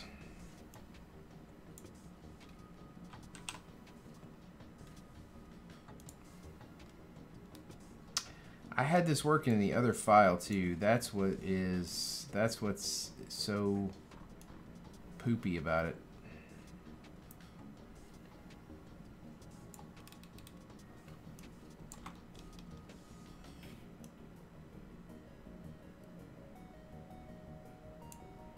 You have it working in one file, you transfer over, and everything is busted. I am animating CBR, yeah. Well, trying to. It's not going so well.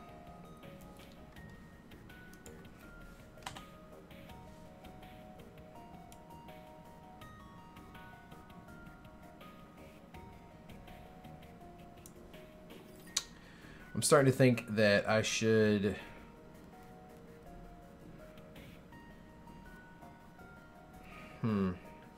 you know what I'm going to do? I'm going to look and see how that other shot was set up.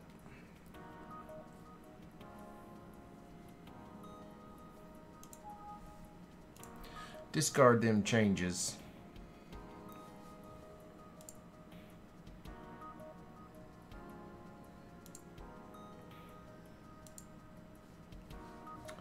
Discarded them. All right.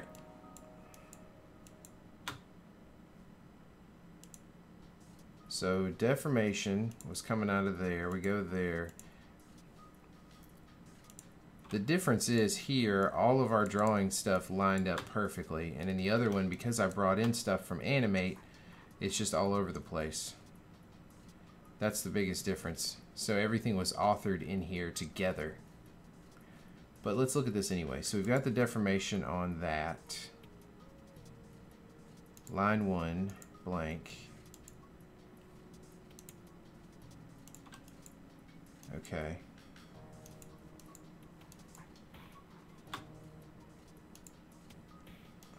Deformation line. And then we've got that line there. So we have a separate deformation going in. Offset curve, curve 1. That's cool. Then this deformation here is offset curve. That's cool. And we're not doing anything different. So what is it, a parenting thing then?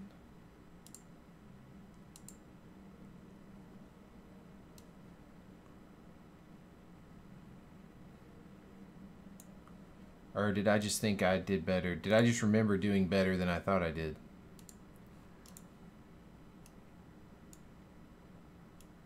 Yeah, that's exactly what happened. I thought I was tricky, and actually I wasn't tricky. I just animated the crap out of it. That's what it was. Look at that. I animated the one and then stuck it on by hand.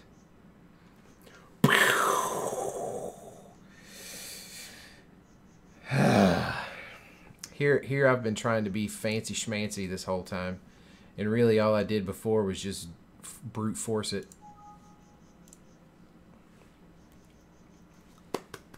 Yay me. Yay me. Okay.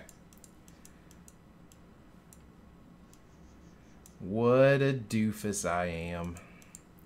But the difference is that in that other animation, it was much easier to get what you needed out of it.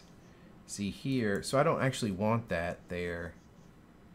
But in fact, let's go back to the version 5 of this file before I started getting all tricksy hobbits with it.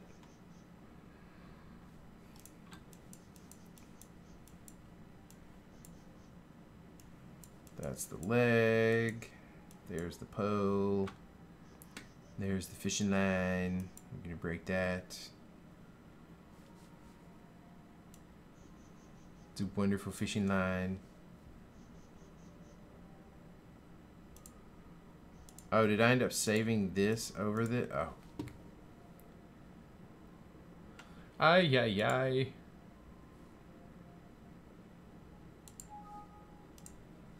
See how bad 4 was.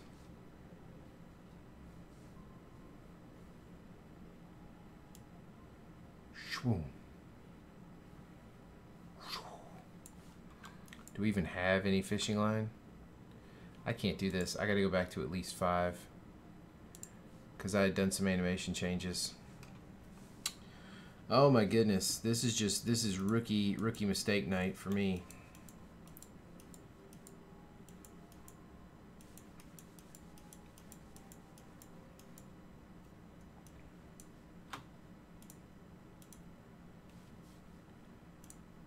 Rookie mistake. Rookie mistake.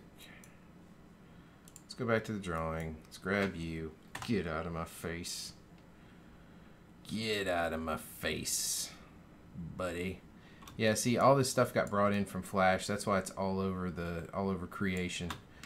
And then I've got other drawings and stuff that I did in here, and so this is just a hodgepodge of podge.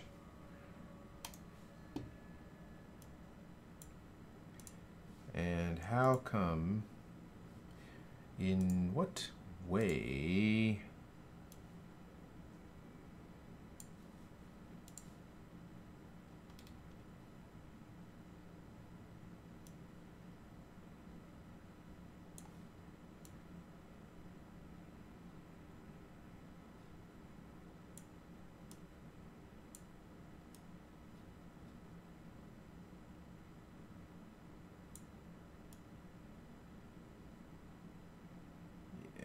We'll do like so. Okay, so now this should deform with that. Great. Saving that. And you guys all get to be reactivated, which I thought was, nope, that's just A. A. Okay. Then we're going to go here.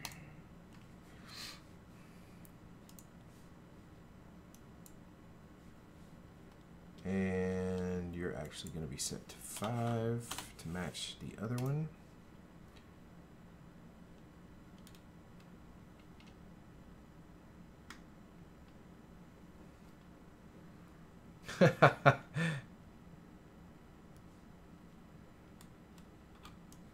I always have rookie nights with Toon Boom CBR just because I don't do it enough. I don't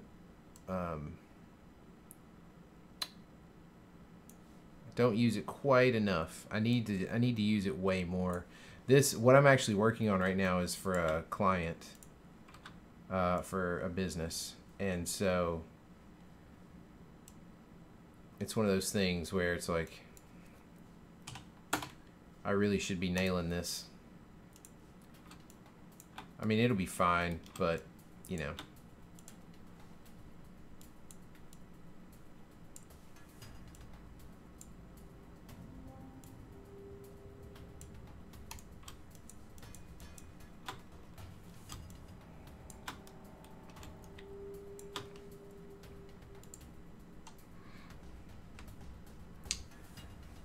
Yep, that's kind of what you have to just look at, you know.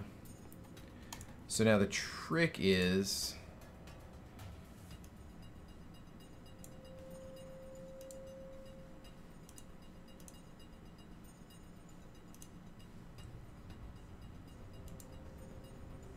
there we go.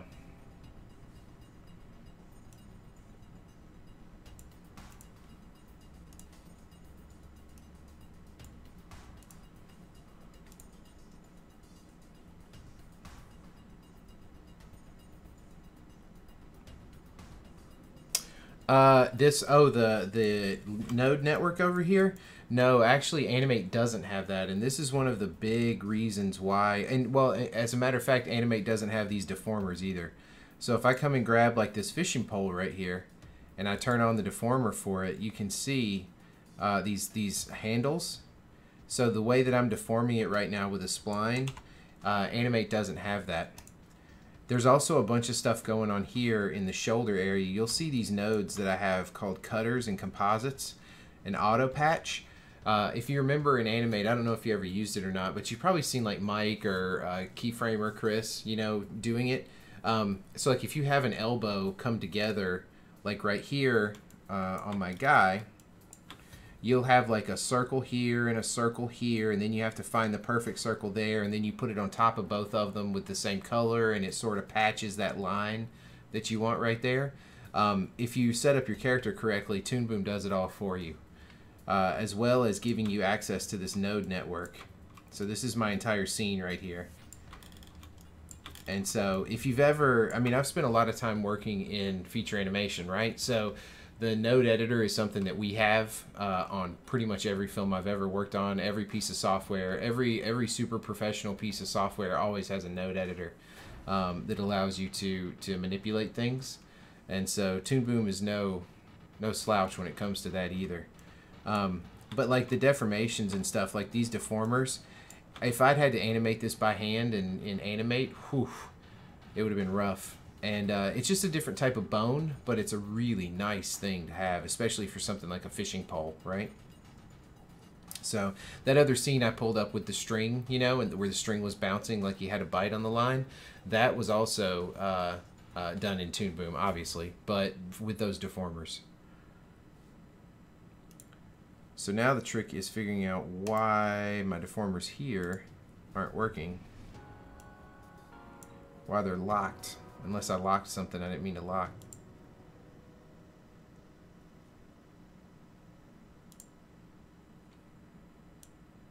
Get rid of these keyframes, first of all. Doink.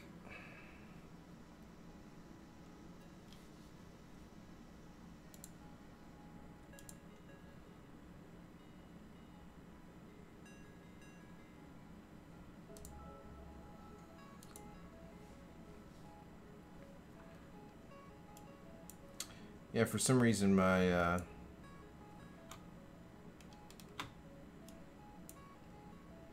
there's my drawing. There's that. Oh. That would explain it.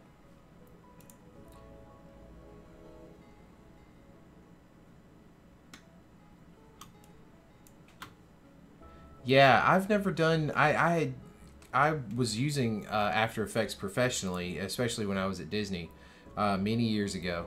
But at the time, they did not have any of the character stuff that they have now. So, yeah, like you can see this fishing line right here. I can just grab this bone and stretch it all the way, however I want it to work, right? So now the question becomes, am I happy with the character? And if I'm happy with the character, then I start the hooking up this other line. That's all temp text, of course. Yeah, you can pin in here too. There's a whole IK system with pinning that works pretty well. I should have used it on some of these arms, but this animation is not very intense, and it's not very, it's just very simple, very sort of get it done. It could use a lot of loosening up, but for what it is what it is.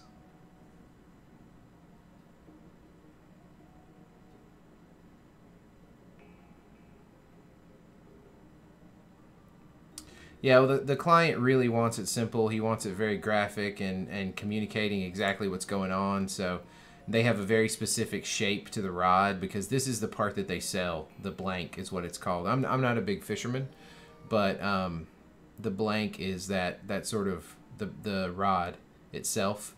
And so they're very, very particular about that.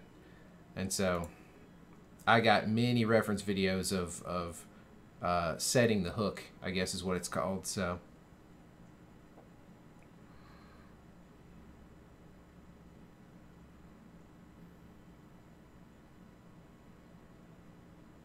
yeah, I designed the character for them and everything.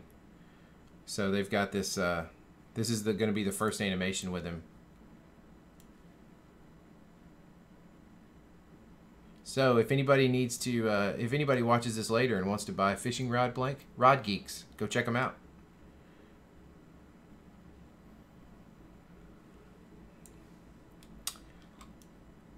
So then basically what ends up happening at this point is, because I had thought that I had been fancier about it, and really that was just holding me up when I should have just been animating straight up.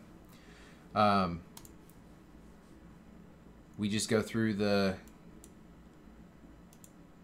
we go through everything, and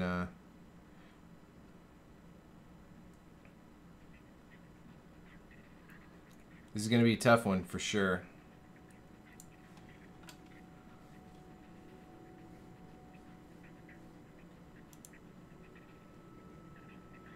The advantage here too is that, obviously this is going to,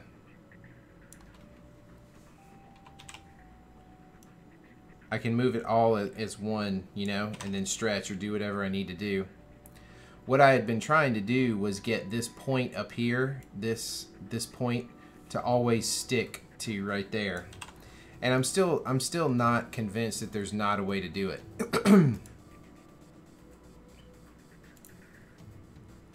I think there's a way to do it. But at some point, figuring out all that stuff is just like, is it worth the time investment, right?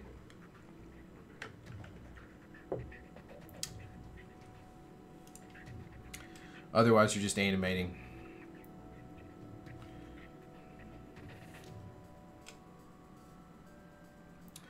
Yeah, that's the thing, is there was all that offset transformation stuff that I was dealing with, where they were popping away from each other. Because you can actually go into this deformation group here, and you can get the curve and the offset. And that actually gives you that point right there. But getting it out and getting it to the point in here is problematic.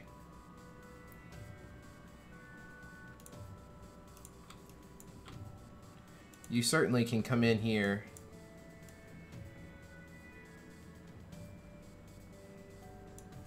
and I mean, you've got the output from here, right?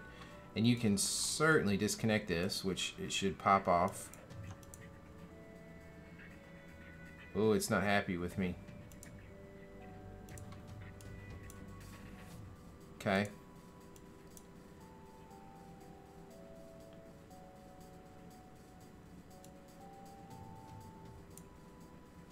And then you get that separation that we were getting before because of the offsets in transformation.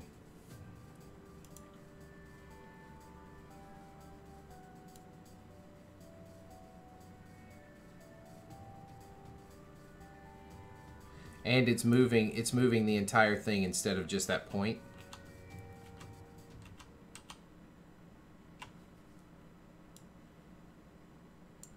Boing, like so. So it looks like I'm just animating.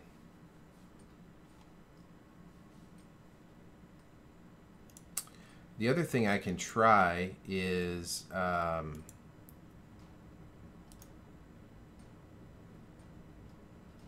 creating a kinematic output here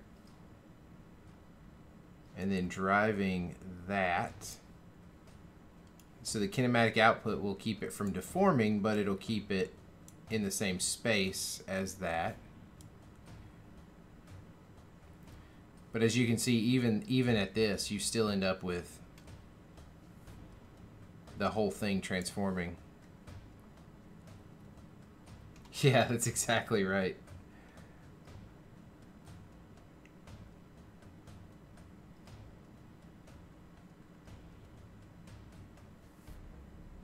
Yes. So one thing I could do is pull that off. And then I can go into, I can make another input into this group right here. And then go in there and take that second input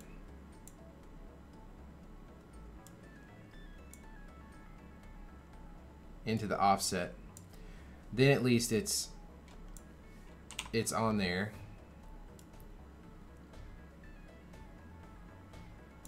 But I can't pin it.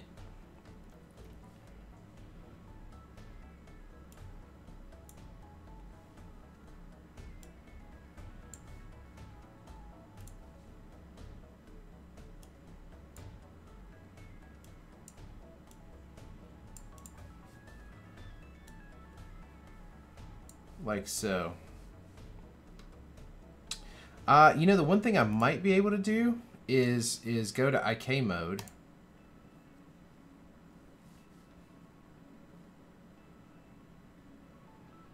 Now, I had not thought of that.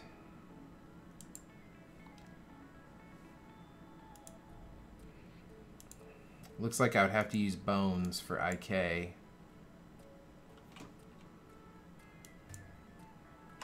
Whoa.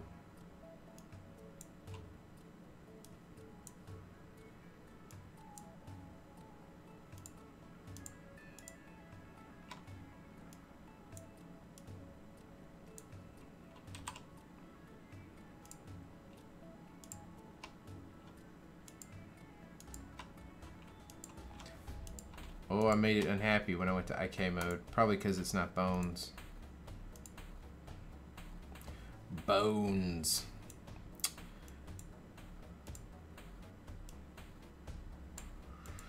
I wonder if I went directly into the curve. Okay, so it needs the offset to drive that. But I wonder if I took the offset.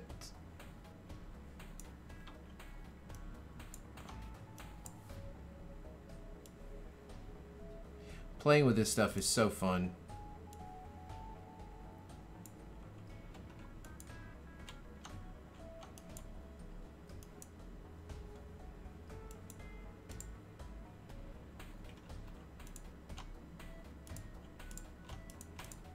Well, now we got an extra output.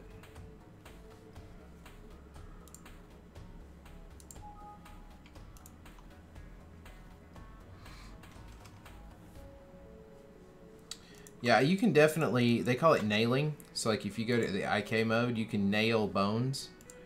which is pinning, nailing, anchoring.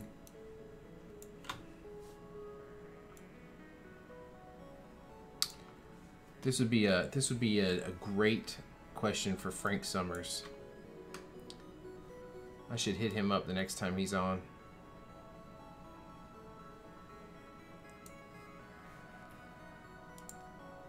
I keep forgetting about everybody else over here. Yeah, we're all good. Okay. We'll go a few more minutes, then I'm going to take a dinner break and be back a little later probably.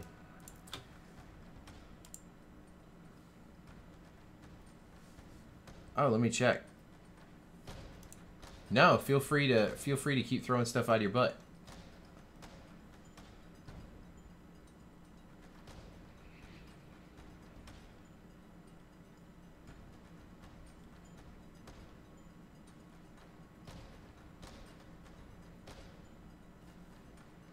Yeah, there's some good info in here. Typey, typey, typey.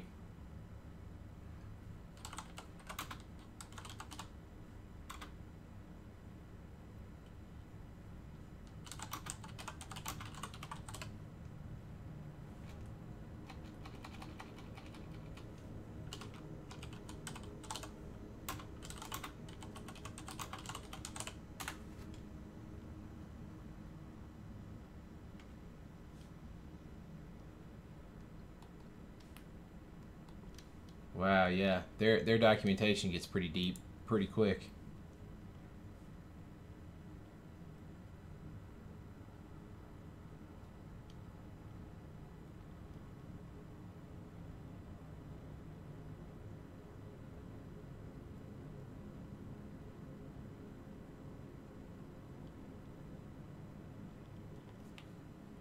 Pretty crazy.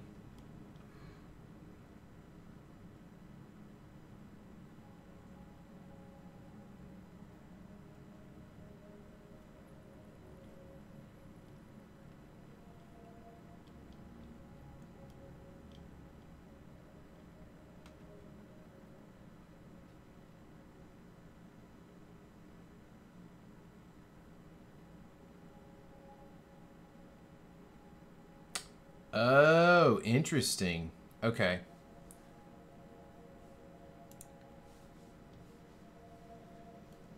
So, one thing you can do, apparently, is...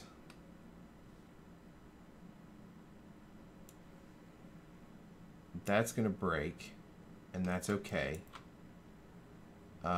Because let's not do that, actually. Let's take this over here. Let's grab this other deformation. Let's just pop it right into there. Boink.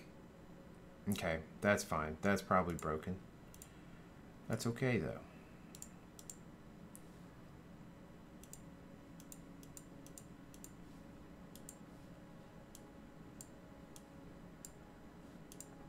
Don't know where stuff went, but that's okay.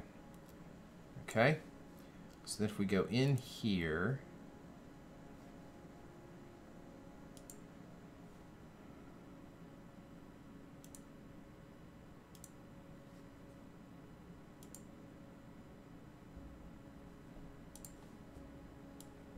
that's not the option I'm thinking of.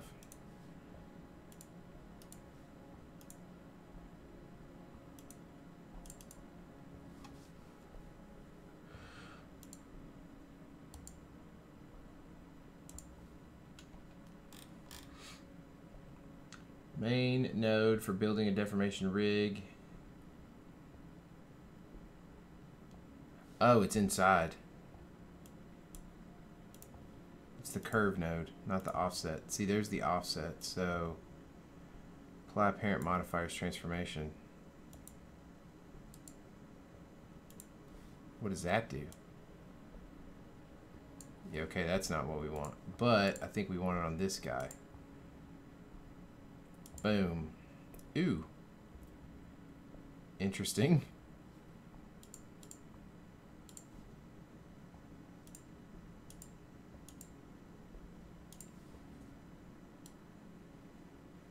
Still coming through. Apply parent modifiers transformation. I feel like there's definitely a way to do this, and I'll figure it out eventually. For this project, though, I feel like we're going to be animating. And I feel like that'll be okay.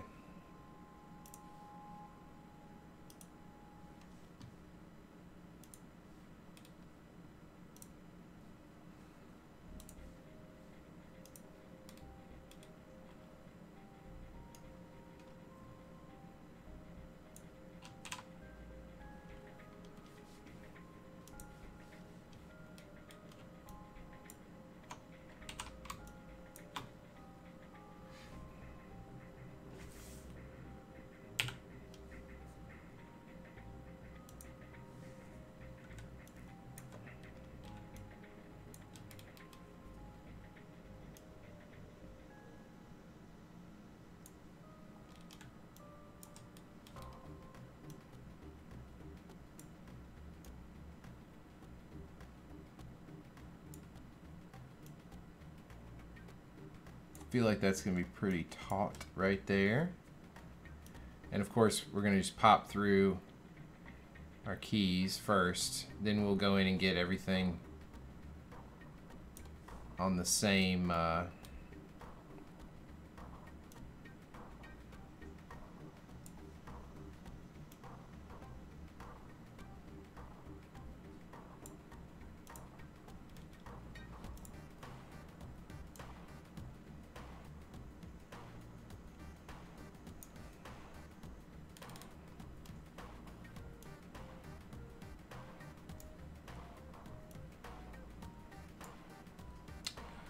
but you got to admit, the deformations are just so sweet.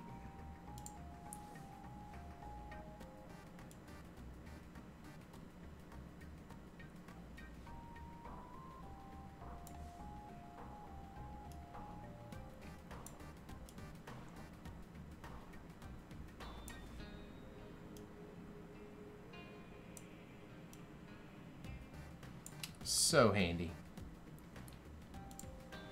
And it's honestly not going to take long to get this stuff rocking and rolling.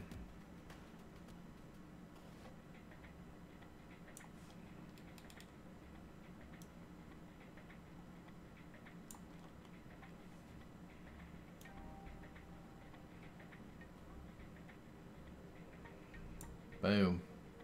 All right, let's save it right here. Okay, guys, I'm going to take a dinner break and maybe back later. We'll see. If not, I will see you later in the week. But I'll probably be on later tonight. So have a good Monday evening, and hopefully I'll see you a little bit after the dinner break. If not, I'll see you later. Thanks for stopping by, everybody.